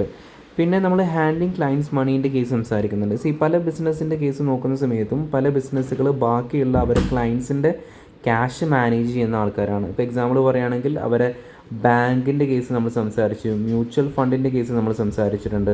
So there are different businesses that handles the clients cash for the client. For example നമ്മൾ പറഞ്ഞു ബാങ്ക്, മ്യൂച്വൽ ഫണ്ടെല്ലാം. പിന്നെയും കുറച്ചുണ്ട്. എക്സാമ്പിൾ പറയുകയാണെങ്കിൽ ഇപ്പോൾ അക്കൗണ്ടൻസിൻ്റെ കേസ് നമ്മൾ സംസാരിക്കാം, ഫിനാൻഷ്യൽ സർവീസസ് കൊടുക്കുന്നതിൻ്റെ കേസ് നമ്മൾ സംസാരിക്കാൻ പറ്റും, ലോയേഴ്സിൻ്റെ കേസ് നമുക്ക് സംസാരിക്കാൻ പറ്റും. സോ ഇവരെല്ലാം ഇവരെ ക്ലയൻറ്റിൻ്റെ ബിഹാഫിൽ അവർ എന്ത് ഹാൻഡിൽ ചെയ്യുന്നുണ്ട്, ക്യാഷ് ഹാൻഡിൽ ചെയ്യുന്നുണ്ട്. സോ ഇവരൊന്നുകൂടിയും കെയർഫുള്ളായിട്ട് എന്ത് ചെയ്യണം, കാര്യങ്ങൾ എടുക്കണം. കാരണം ഇവർ ഒന്നുകൂടിയും എക്സ്ട്രാ ക്രൂഷ്യൽ ആവണം ഇവർ ചെയ്യുന്ന പെർഫോമൻസിൽ. കാരണം ഇവർ ക്യാഷ് ഹാൻഡിൽ ചെയ്യുന്ന ആൾക്കാരാണ് അല്ലേ. അപ്പോൾ ഇവിടെ ആണ് നമ്മൾ വേറൊരു പോയിൻ്റ് കൂടിയും പറഞ്ഞിട്ടുണ്ടായിരുന്നത്. നമ്മൾ പറഞ്ഞു പല കമ്പനീസിനും എന്ത് നിർബന്ധമല്ല, ഇൻറ്റേർണൽ ഓഡിറ്റ് നിർബന്ധമല്ല. പക്ഷേ ഈ പറഞ്ഞിട്ടുള്ള ക്യാഷ് ഹാൻഡിൽ ചെയ്യുന്ന ബാങ്ക് പോലത്തുള്ള കമ്പനീസിന് നിർബന്ധമായിട്ടും എന്ത് ചെയ്യേണ്ട ആവശ്യം വരും, ഇൻറ്റേർണൽ ഓഡിറ്റ് ചെയ്യേണ്ട ആവശ്യം വരും. സോ ഇവർ എക്സ്ട്രാ സേഫ് എങ്ങനെ എടുക്കുകയെന്ന് വെച്ചിട്ടുണ്ടെങ്കിൽ ഇവർക്ക് എന്ത് ചെയ്യാമെന്ന് വെച്ചിട്ടുണ്ടെങ്കിൽ ഇവർക്ക് 2 അക്കൗണ്ട് ക്രിയേറ്റ് ചെയ്യാം. 2 അക്കൗണ്ട് ഇൻ ദ സെൻസ് ഇവർക്ക് ബിസിനസ് ചെയ്യാൻ വേണ്ടിയിട്ട് ഒരു അക്കൗണ്ട്, അതായത് ബാങ്കും മ്യൂച്വൽ ഫണ്ട്സൊക്കെയാണ് കേട്ടോ പറയുന്നത്. ഇവർക്ക് ബിസിനസ് ചെയ്യാൻ വേണ്ടി ഒരു അക്കൗണ്ടും ഇവരിൻ്റെ ക്ലയൻസ് കൊടുത്തിട്ടുണ്ടല്ലോ, ഇവരെ ക്ലയൻസ് കൊടുത്തിട്ടുള്ള അല്ലെങ്കിൽ കസ്റ്റമേഴ്സ് കൊടുത്തിട്ടുള്ള cash, customers in the sense ബാങ്കിൽ ക്യാഷ് ഇടുന്ന ആൾക്കാരാണ് കേട്ടോ ഉദ്ദേശിക്കുന്നത്. അവർ ക്യാഷ് വേറെ അക്കൗണ്ടിൽ ക്രിയേറ്റ് ചെയ്യുക, ഇവർ ബിസിനസ് ചെയ്യാൻ വേണ്ടി വേറെ അക്കൗണ്ട് ക്രിയേറ്റ് ചെയ്യുക. സോ ഇതിൻ്റെ ഒരു ബെനിഫിറ്റ് ഒന്നുകൊണ്ട് ഉദ്ദേശിച്ചിട്ടുണ്ടെങ്കിൽ ഇനിയിപ്പോൾ ഈ ബിസിനസ് പൊളിഞ്ഞു പോയിട്ടുണ്ടെങ്കിലും ഈ ക്ലയൻറ്റിൻ്റെ ക്യാഷ് ഇവിടെ എന്താണ്, സേഫാണ്. സോ ഇങ്ങനെ പറയുന്നുണ്ട്. ക്ലയൻസിൻ്റെ ക്യാഷ് ഹാൻഡിൽ ചെയ്യുന്ന ബിസിനസ് ആണെങ്കിൽ അവർ ബിസിനസ്സിന് വേണ്ടിയിട്ടുള്ള ഒരു ക്യാഷ് വേറെ തന്നെ ഒരു അക്കൗണ്ടിൽ സൂക്ഷിക്കുക, അതുപോലെ തന്നെ ക്ലയൻറ്റിൻ്റെ ക്യാഷ് വേറെ തന്നെ അക്കൗണ്ടിൽ സൂക്ഷിക്കുക. അതിൻ്റെ ബെനിഫിറ്റ് എന്ന് പറഞ്ഞിട്ടുണ്ടെങ്കിൽ ഇന്ന് ബിസിനസ് പൂട്ടി പോയിട്ടുണ്ടെങ്കിലും ക്ലയൻറ്റിൻ്റെ ക്യാഷ് അവിടെ എന്താണ്, സേഫാണ്. അപ്പോൾ ഒരു കമ്പനിയിലുള്ള പെർഫോമൻസ് നമുക്ക് എങ്ങനെ മെഷർ ചെയ്യാൻ വേണ്ടി പറ്റാന്നുള്ള രീതിയിൽ ഇവിടെ സംസാരിക്കുന്നുണ്ട്. ഇതൊക്കെ പറഞ്ഞിട്ടുണ്ടെങ്കിൽ ഓരോ പോയിന്റ് ഇങ്ങനെ പറഞ്ഞു പോവാണ്. ഒരു കമ്പനിയിൽ പെർഫോമൻസ് നമുക്ക് മെഷർ ചെയ്യാൻ വേണ്ടി പറ്റുന്നത് നമ്മൾ പറഞ്ഞില്ലേ, ഒരു വർഷത്തെ എന്ത് നോക്കിയാൽ മതി, P&L നോക്കിയാൽ മതി. അത് മാത്രമല്ല ഏറ്റവും കൂടുതൽ നമുക്ക് ഇപ്പോൾ ബിസിനസ്സിൽ പെർഫോമൻസ് കൊണ്ടുവരാൻ വേണ്ടിയിട്ട് നമ്മൾ ഓരോ വർഷം എന്ത് വെക്കാറുണ്ട്, ടാർഗറ്റ് വെക്കാറുണ്ട്. എന്നിട്ട് ആ ടാർഗറ്റ് അച്ചീവ് ചെയ്യുന്നുണ്ടോ എന്നുള്ളതിനെ പറ്റിയിട്ട് നമ്മളിങ്ങനെ നോക്കും. അപ്പോൾ ഒരു എക്സാമ്പിൾ പറയുകയാണെങ്കിൽ ഇപ്പോൾ നമ്മൾ സെയിൽസ്മാൻ്റെ കേസൊക്കെ, സെയിൽസ്മാനോടൊക്കെ പറയും നിങ്ങൾ ഇത്ര യൂണിറ്റ്സ് സെല് ചെയ്യണം, എത്ര യൂണിറ്റ്സ് സെല് ചെയ്യാനാണ് നിങ്ങളുടെ ടാർഗറ്റ്. അതുപോലെ ഇപ്പോൾ ബഡ്ജറ്റൊക്കെ ക്രിയേറ്റ് ചെയ്യില്ല, ബഡ്ജറ്റ് ക്രിയേറ്റ് ചെയ്ത് ഈ ഒരു ബഡ്ജറ്റിൻ്റെ ഉള്ളിലായിരിക്കണം നമ്മളെ സ്പെൻഡിങ്. സോ ഇതൊക്കെ ഒരു മെഷർമെൻ്റ് ആയിട്ട് നമ്മൾ വരും. അതിനൊക്കെ നമ്മൾ ബേസിക്കലി എന്ത് പറയുന്നത്, പെർഫോമൻസ് ആയിട്ട് പറയുന്നത്. ഇനിയാണ് മെയിൻലി നമ്മൾ ഫിനാൻഷ്യൽ അക്കൗണ്ടിങ് എന്താണെന്നുള്ളതിനെ പറ്റിയിട്ട് സംസാരിക്കുന്നത്. നമുക്കറിയാം financial accounting is different from management accounting. Financial accountants ആണ് ഫിനാൻഷ്യൽ അക്കൗണ്ടിങ് ക്രിയേറ്റ് ചെയ്യുന്നത്. സോ ഫിനാൻഷ്യൽ അക്കൗണ്ടിങ് നമ്മൾ മെയിൻലി ക്രിയേറ്റ് ചെയ്യുന്നത് ആർക്ക് വേണ്ടിയിട്ടാണ്, എക്സ്റ്റേണൽ യൂസേഴ്സിന് വേണ്ടിയിട്ടാണ് കേട്ടോ. അപ്പോൾ എക്സ്റ്റേണൽ യൂസേഴ്സിന് വേണ്ടിയിട്ട് നമ്മൾ ഫിനാൻഷ്യൽ അക്കൗണ്ടിങ് ക്രിയേറ്റ് ചെയ്യുന്നു. ഫിനാൻഷ്യൽ അക്കൗണ്ടിങ്ങിൽ വരുന്ന കാര്യങ്ങളാണ് ഒന്ന് recording and transaction book of prime entry, journal record ചെയ്യുക, അത് ലെഡ്ജറിലേക്ക് എന്ത് ചെയ്യുക, പോസ്റ്റ് ചെയ്യുക, പിന്നെ ഫിനാൻഷ്യൽ സ്റ്റേറ്റ്മെൻറ്റ്സിൽ സമറൈസ് ചെയ്യുക. അത് നമുക്ക് എല്ലാവർക്കും അറിയുന്ന കോൺസെപ്റ്റാണ്. ജേർണൽ റെക്കോർഡ് ചെയ്യും, ലെഡ്ജറിൽ ക്ലാസിഫൈ ചെയ്യും, ഫിനാൻഷ്യൽ സ്റ്റേറ്റ്മെൻറ്റ്സിൽ നമ്മൾ എന്ത് ചെയ്യും, സമറൈസ് ചെയ്യും. അപ്പോൾ ഇവിടെ അടുത്ത ടോപ്പിക്ക് വരുന്നത് റെഗുലേറ്ററി സിസ്റ്റം. അപ്പോൾ നമ്മൾ അക്കൗണ്ടിങ് പഠിച്ചു. എന്തിനാണ് അക്കൗണ്ടിങ് പഠിക്കുന്നത്? Accounting is the language of business. അപ്പോൾ ലാംഗ്വേജ് ഓഫ് ബിസിനസ് പഠിക്കാൻ വേണ്ടിയിട്ടാണ് നമ്മൾ എന്ത് പഠിക്കുന്നത്, അക്കൗണ്ടിങ് പഠിക്കുന്നത്. അപ്പോൾ അക്കൗണ്ടിങ് പഠിക്കുന്ന സമയം തന്നെ നമ്മൾ പറഞ്ഞു പല രാജ്യങ്ങളുണ്ട്. അപ്പോൾ ഓരോ രാജ്യത്തും ഓരോ അക്കൗണ്ടിങ് സിസ്റ്റമാണ്, ഓരോ സ്റ്റാൻഡേർഡ്സ് ആണ്. അപ്പോൾ ഇവർക്കിത് ചെയ്യാൻ വേണ്ടി ബുദ്ധിമുട്ടാവും. സോ എല്ലാ ആൾക്കാർക്കും ഒരേപോലെ അക്കൗണ്ടിങ് ചെയ്യാൻ വേണ്ടിയിട്ടാണ് നമ്മൾ പഠിക്കുന്ന IFRSൻ്റെ കോൺസെപ്റ്റ് എല്ലാം വന്നത് അല്ലേ. അപ്പോൾ ഇതിനൊക്കെ ഒരു റൂൾസ് ആൻഡ് റെഗുലേഷൻസ് വേണമെന്നുള്ളത് നമുക്ക് മനസ്സിലാക്കണം. കാരണം ഓരോ ആൾക്കാർ തോന്നിയ പോലെ അക്കൗണ്ടിങ് ചെയ്തിട്ടുണ്ടെങ്കിൽ അവിടെ ബുദ്ധിമുട്ടാവില്ലേ. അപ്പോൾ ഇവിടെ റെഗുലേറ്ററി സിസ്റ്റം കൊണ്ടുവന്നു. അതിൻ്റെ റിക്വയർമെൻറ്റ് എന്താ, നല്ല രീതിയിൽ പ്രോപ്പറായിട്ടുള്ള അക്കൗണ്ട് റെക്കോർഡ്സ് മെയിൻറ്റെയിൻ ചെയ്യാനും അതുപോലെ തന്നെ എല്ലാ വർഷവും കമ്പനീസ് ഫിനാൻഷ്യൽ സ്റ്റേറ്റ്മെൻറ്റ്സ് ഫയൽ ചെയ്യാനും. സോ ഫിനാൻഷ്യൽ സ്റ്റേറ്റ്മെൻറ്റ്സ് ഫയൽ ചെയ്യുന്നത് എവിടെയാണ്? നമ്മൾ കമ്പനീസ് ഹൗസിലാണ് നമ്മൾ ഫിനാൻഷ്യൽ സ്റ്റേറ്റ്മെൻറ്റ്സ് ഫയൽ ചെയ്യുന്നത്. അപ്പോൾ ഫിനാൻഷ്യൽ സ്റ്റേറ്റ്മെൻറ്റ്സ് കൊണ്ട് ഉദ്ദേശിക്കുന്നത് എന്താണെന്ന് വെച്ചിട്ടുണ്ടെങ്കിൽ നമ്മളെ SOFP ഉണ്ട്, നമ്മളെ SOPL ഉണ്ട്, നമ്മളെ ക്യാഷ് ഫ്ലോ സ്റ്റേറ്റ്മെൻറ്റ്സ് ഉണ്ട്. ഇതെല്ലാം നമ്മൾ ഫിനാൻഷ്യൽ സ്റ്റേറ്റ്മെൻറ്റ്സ് ആണ്. സോ ഫിനാൻഷ്യൽ സ്റ്റേറ്റ്മെൻറ്റ്സ് പബ്ലിഷ് ചെയ്യുന്നത് ഒരു റെഗുലേറ്ററി സിസ്റ്റത്തിൻ്റെ ബേസിസിലാണ്. കാരണം നമ്മൾ എല്ലാ വർഷം പബ്ലിഷ് ചെയ്യണം എന്നുള്ളത് പറഞ്ഞിട്ടുള്ളത് നമ്മൾ കമ്പനി ലോ പ്രകാരമാണ് എല്ലാ വർഷവും നമ്മൾ എന്ത് ചെയ്യുന്നത്? ഫിനാൻഷ്യൽ സ്റ്റേറ്റ്മെൻറ്റ്സ് ക്രിയേറ്റ് ചെയ്യുന്നത്. അതുപോലെ പല രാജ്യങ്ങളിലും, ഇപ്പോൾ നമ്മളെ രാജ്യം ഉൾപ്പെടെ പല രാജ്യങ്ങളിലും പറയുന്നുണ്ട്, പബ്ലിക് കമ്പനി ആണോ എങ്കിൽ ഇവരെ ഫിനാൻഷ്യൽ സ്റ്റേറ്റ്മെൻറ്റ്സ് എന്തായാലും എന്ത് ചെയ്യണം? ഓഡിറ്റ് ചെയ്യണം. ആരെ ഓഡിറ്റ് ചെയ്യേണ്ടത്? ഇൻഡിപെൻഡൻറ്റ് ഓഡിറ്റർ എന്ന് ഓഡിറ്റ് ചെയ്യണം. അത് ആരെ സേഫ് ഗാർഡ് ചെയ്യാൻ വേണ്ടിയിട്ടാണ്? ഷെയർ ഹോൾഡേഴ്സിൻ്റെ ഇൻട്രസ്റ്റിനെ സേഫ് ഗാർഡ് ചെയ്യാൻ വേണ്ടിയിട്ടാണ്. സോ കമ്പനി വലുതാവും തോറും അവിടെ ഫിനാൻഷ്യൽ സ്റ്റേറ്റ്മെൻറ്റ്സ് എന്ത് ചെയ്യേണ്ട ആവശ്യം വരുന്നുണ്ട്? ഓഡിറ്റ് ചെയ്യേണ്ട ആവശ്യം വരുന്നുണ്ട്. അത് നിർബന്ധമായിട്ട് നമ്മൾ എന്ത് ചെയ്യേണ്ട ആവശ്യം വരും? ഓഡിറ്റ് ചെയ്യേണ്ട ആവശ്യം വരും. അപ്പോൾ ഇതൊക്കെയാണ് നമ്മൾ റെഗുലേറ്റഡ് ആയിട്ടുള്ള കമ്പനീസിൻ്റെ കേസിൽ സംസാരിച്ച്.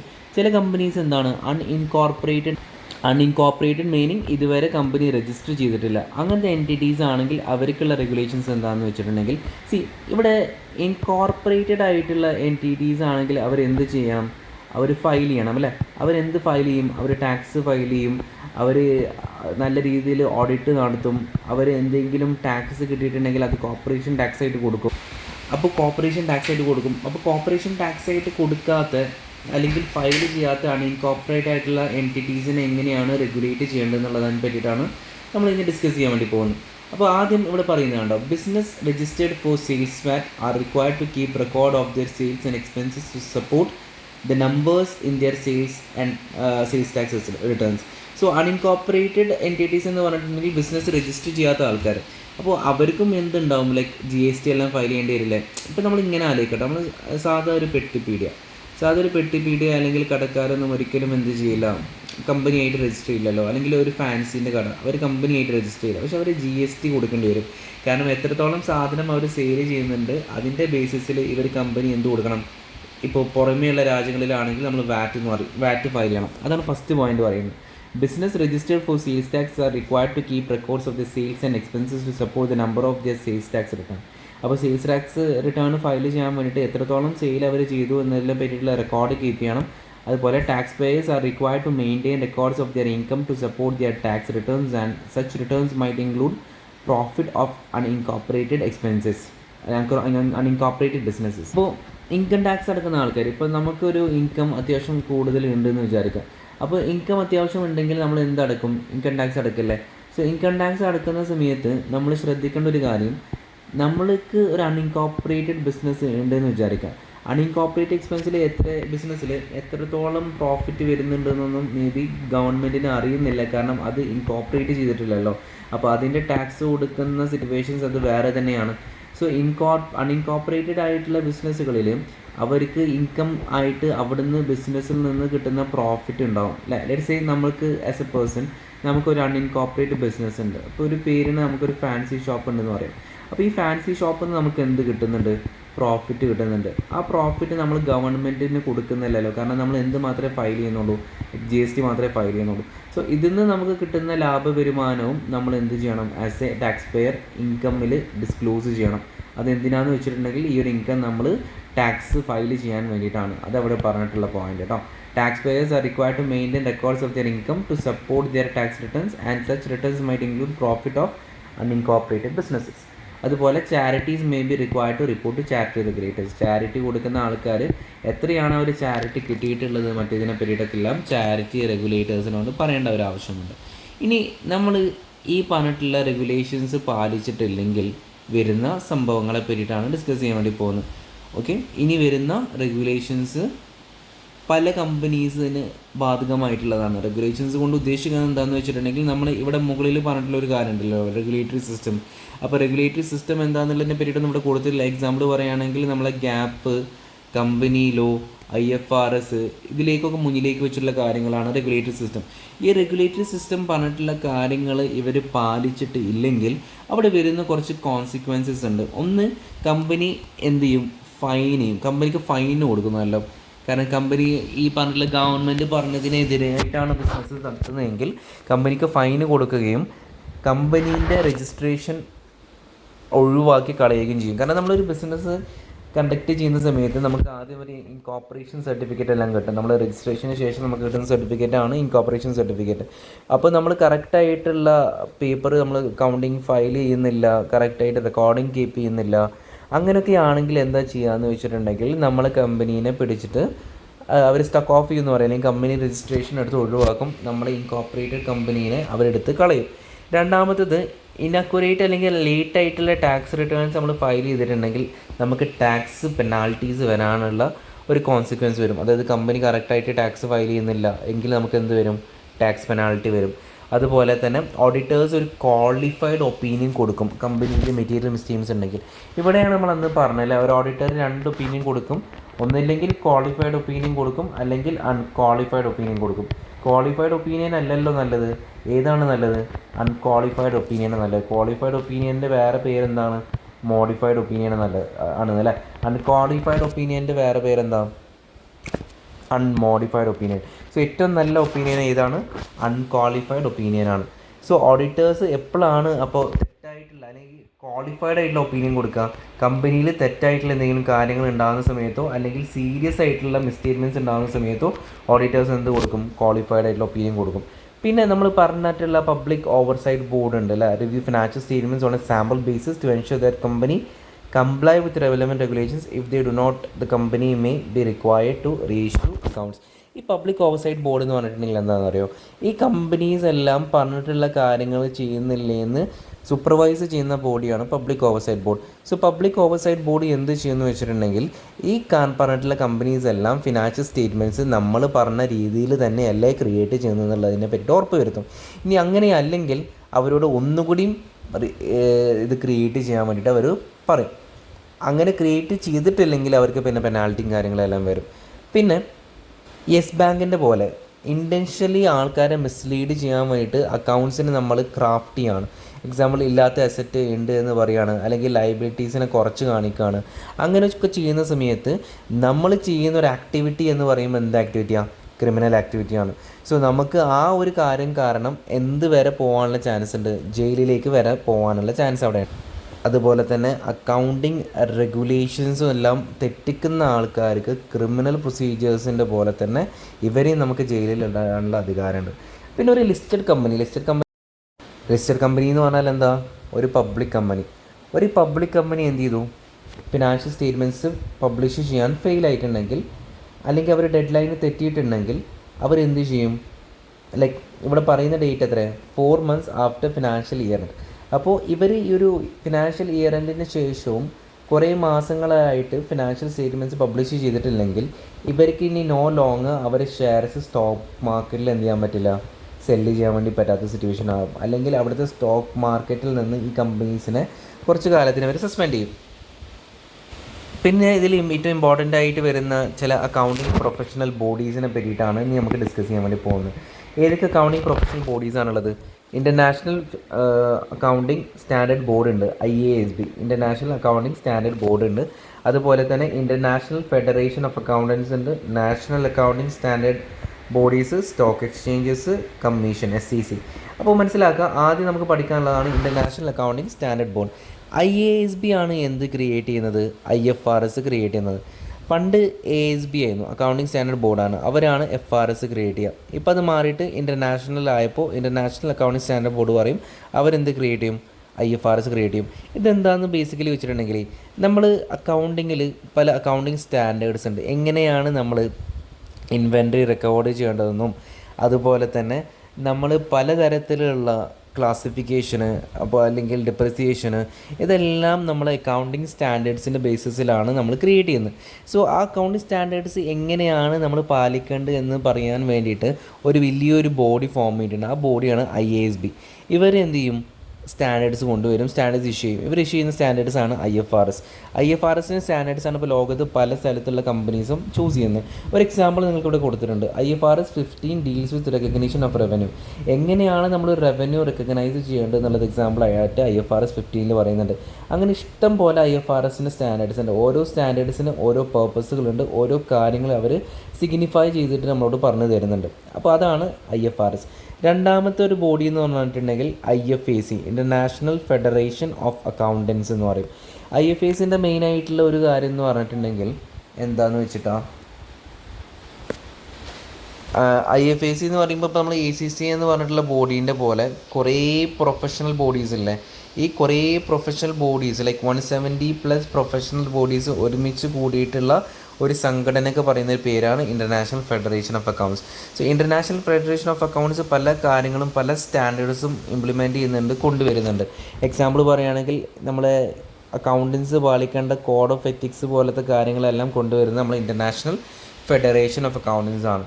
പിന്നെ വരുന്നത് നാഷണൽ അക്കൗണ്ടിങ് സ്റ്റാൻഡേർഡ് ബോഡീസ് ഉണ്ട്. ഇപ്പം ഓരോ രാജ്യത്ത് അവരുടേതായിട്ടുള്ള അക്കൗണ്ടിങ് സ്റ്റാൻഡേർഡ്സ് പ്രൊഡ്യൂസ് ചെയ്യുന്ന ബോഡീസ് ഉണ്ടാവും. അവർ നമ്മൾ നാഷണൽ അക്കൗണ്ടിങ് സ്റ്റാൻഡേർഡ് ബോഡീസ് എന്ന് പറയും. ഇപ്പോൾ ഇന്ത്യൻ്റെ കേസിലാണെങ്കിൽ IndAS ഒക്കെ ഉണ്ടല്ലോ, ഇന്ത്യൻ അക്കൗണ്ടിങ് സ്റ്റാൻഡേർഡ്സ് ഒക്കെ നാഷണൽ അക്കൗണ്ടിങ് സ്റ്റാൻഡേർഡ് ബോഡീസാണ്. അപ്പോൾ IndASനെ പ്രൊമോട്ട് ചെയ്യുന്ന വേറെ കുറേ ബോഡീസ് ഉണ്ടാവും അല്ലേ. അപ്പോൾ ഓരോ രാജ്യത്ത് അവരുടേതായിട്ടുള്ള സ്റ്റാൻഡേർഡ്സ് പ്രൊഡ്യൂസ് ചെയ്യുന്ന ബോഡീസ് ഉണ്ടാവും. അപ്പോൾ UK കേസിൽ നോക്കുന്ന സമയത്ത് അത് FRCs ആണ്. പിന്നെ സ്റ്റോക്ക് എക്സ്ചേഞ്ചസ് ഉണ്ട്. സ്റ്റോക്ക് എക്സ്ചേഞ്ചസ് എന്ന് പറയുമ്പോൾ നമ്മൾ ഷെയർ മാർക്കറ്റ് ഉണ്ടല്ലോ, സ്റ്റോക്ക് മാർക്കറ്റ്. സോ സ്റ്റോക്ക് മാർക്കറ്റുമായിട്ട് ഡീൽ ചെയ്യുന്ന പലതരത്തിലുള്ള റെഗുലേഷൻസ് നോക്കുന്ന ഒരു ബോഡീസാണ്.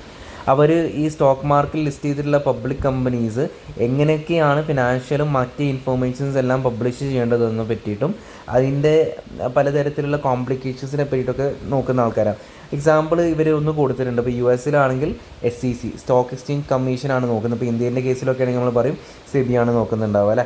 അതുപോലെ തന്നെ പബ്ലിക് ഓവർസൈറ്റ് ബോർഡ് ഉണ്ട്. ഇപ്പോൾ നമ്മൾ ഒരു സാർബിൻസ്-ഓക്സ്ലി ആക്ട് കഴിഞ്ഞ ചാപ്റ്ററിൽ പഠിച്ചിട്ടുണ്ടായിരുന്നില്ല, US വന്നിട്ടുള്ള ഒരു ആക്ട്. ആ ആക്ടിനൊക്കെ മോണിറ്റർ ചെയ്യാൻ വേണ്ടിയിട്ട് ഫോം ചെയ്തിട്ടുള്ളതായിരുന്നു PCAOB, public company accounting oversight board. അതുപോലെ തന്നെ ഇവിടെ ഇംപ്ലിമെൻറ്റ് ചെയ്തിട്ടുള്ള പലതരത്തിലുള്ള സ്റ്റാൻഡേർഡ്സ് ഈ കമ്പനീസ് പാലിക്കുന്നുണ്ടോ ഇല്ലയെന്ന് മനസ്സിലാക്കാൻ വേണ്ടിയിട്ടും അതിനെ പറ്റിയിട്ട് അറിയാൻ വേണ്ടിയിട്ടുമാണ് ഇവിടെ പബ്ലിക് ഓവർസൈറ്റ് ബോർഡ്സുകൾ ഫോം ചെയ്യുന്നത്. അപ്പോൾ അവരെ കീഴിൽ പലതരത്തിലുള്ള വേറെ ബോഡീസും കൊണ്ടുവരും. ഫോർ എക്സാമ്പിൾ പറയുകയാണെങ്കിൽ financial reporting review panel. Financial reporting എന്ന് പറയുമ്പോൾ നമുക്കറിയാം, ഫിനാൻഷ്യൽ റിപ്പോർട്ടിങ്ങിലാണ് നമ്മൾ ഫിനാൻഷ്യൽ സ്റ്റേറ്റ്മെൻറ്റ്സ് എല്ലാം ക്രിയേറ്റ് ചെയ്യുന്നത്. അപ്പോൾ ഫിനാൻഷ്യൽ സ്റ്റേറ്റ്മെൻറ്റ്സ് ക്രിയേറ്റ് ചെയ്തതെല്ലാം നമ്മൾ പറഞ്ഞിട്ടുള്ള സ്റ്റാൻഡേർഡ്സിൻ്റെ ബേസിസിൽ തന്നെയല്ലേ എന്നുള്ളത് അവർ ഉറപ്പ് വരുത്തും. അതുപോലെ തന്നെ public company accounting oversight board ഉണ്ട്. അവർ ഈ എക്സാമ്പിൾ പറഞ്ഞ പോലത്തെ ഉള്ള സാർബിൻസ്-ഓക്സ്ലി ആക്ടിന് കറക്റ്റായിട്ടുള്ള പാലിക്കൽ ആൾക്കാരുടെ കയ്യിൽ നിന്ന് വരുന്നില്ല, അല്ലെങ്കിൽ ആൾക്കാർ അല്ലെങ്കിൽ കമ്പനീസ് അതിനനുസരിച്ചിട്ടല്ലേ ഫോളോ ചെയ്യുന്നത് എന്നതിനെ പറ്റിയിട്ടൊക്കെ ഉറപ്പ് വരുത്തുന്ന ഒരു ബോഡീനെ ആണ് എന്നുള്ള രീതിയിൽ നമ്മൾ സംസാരിച്ചു അല്ലേ. പിന്നെ ഇവിടെ ഏറ്റവും ഇമ്പോർട്ടൻ്റ് ആയിട്ട് വരുന്ന വേറൊരു കാര്യമാണ് ഫിനാൻഷ്യൽ ഇൻഫർമേഷൻ. ഫിനാൻഷ്യൽ ഇൻഫർമേഷൻ എന്താണെന്നുള്ളതിനെ പറ്റി നമ്മൾ സംസാരിച്ചു. എന്തൊക്കെയാണ് നമ്മൾ ഫിനാൻഷ്യൽ ഇൻഫർമേഷനിൽ വരുന്നത്? എക്സ്റ്റേണൽ റിപ്പോർട്ട്സ് വരുന്നുണ്ട്. എക്സ്റ്റേണൽ റിപ്പോർട്ട്സ് എന്ന് പറയുമ്പോൾ നമ്മൾ statement of profit and loss ഉണ്ട്, സ്റ്റേറ്റ്മെൻറ്റ് ഓഫ് ഫിനാൻഷ്യൽ പൊസിഷൻ ഉണ്ട്, സ്റ്റേറ്റ്മെൻറ്റ് ഓഫ് ക്യാഷ് ഫ്ലോസ് ഉണ്ട്. അപ്പോൾ statement of profit and loss നമുക്ക് എല്ലാവർക്കും അറിയാം.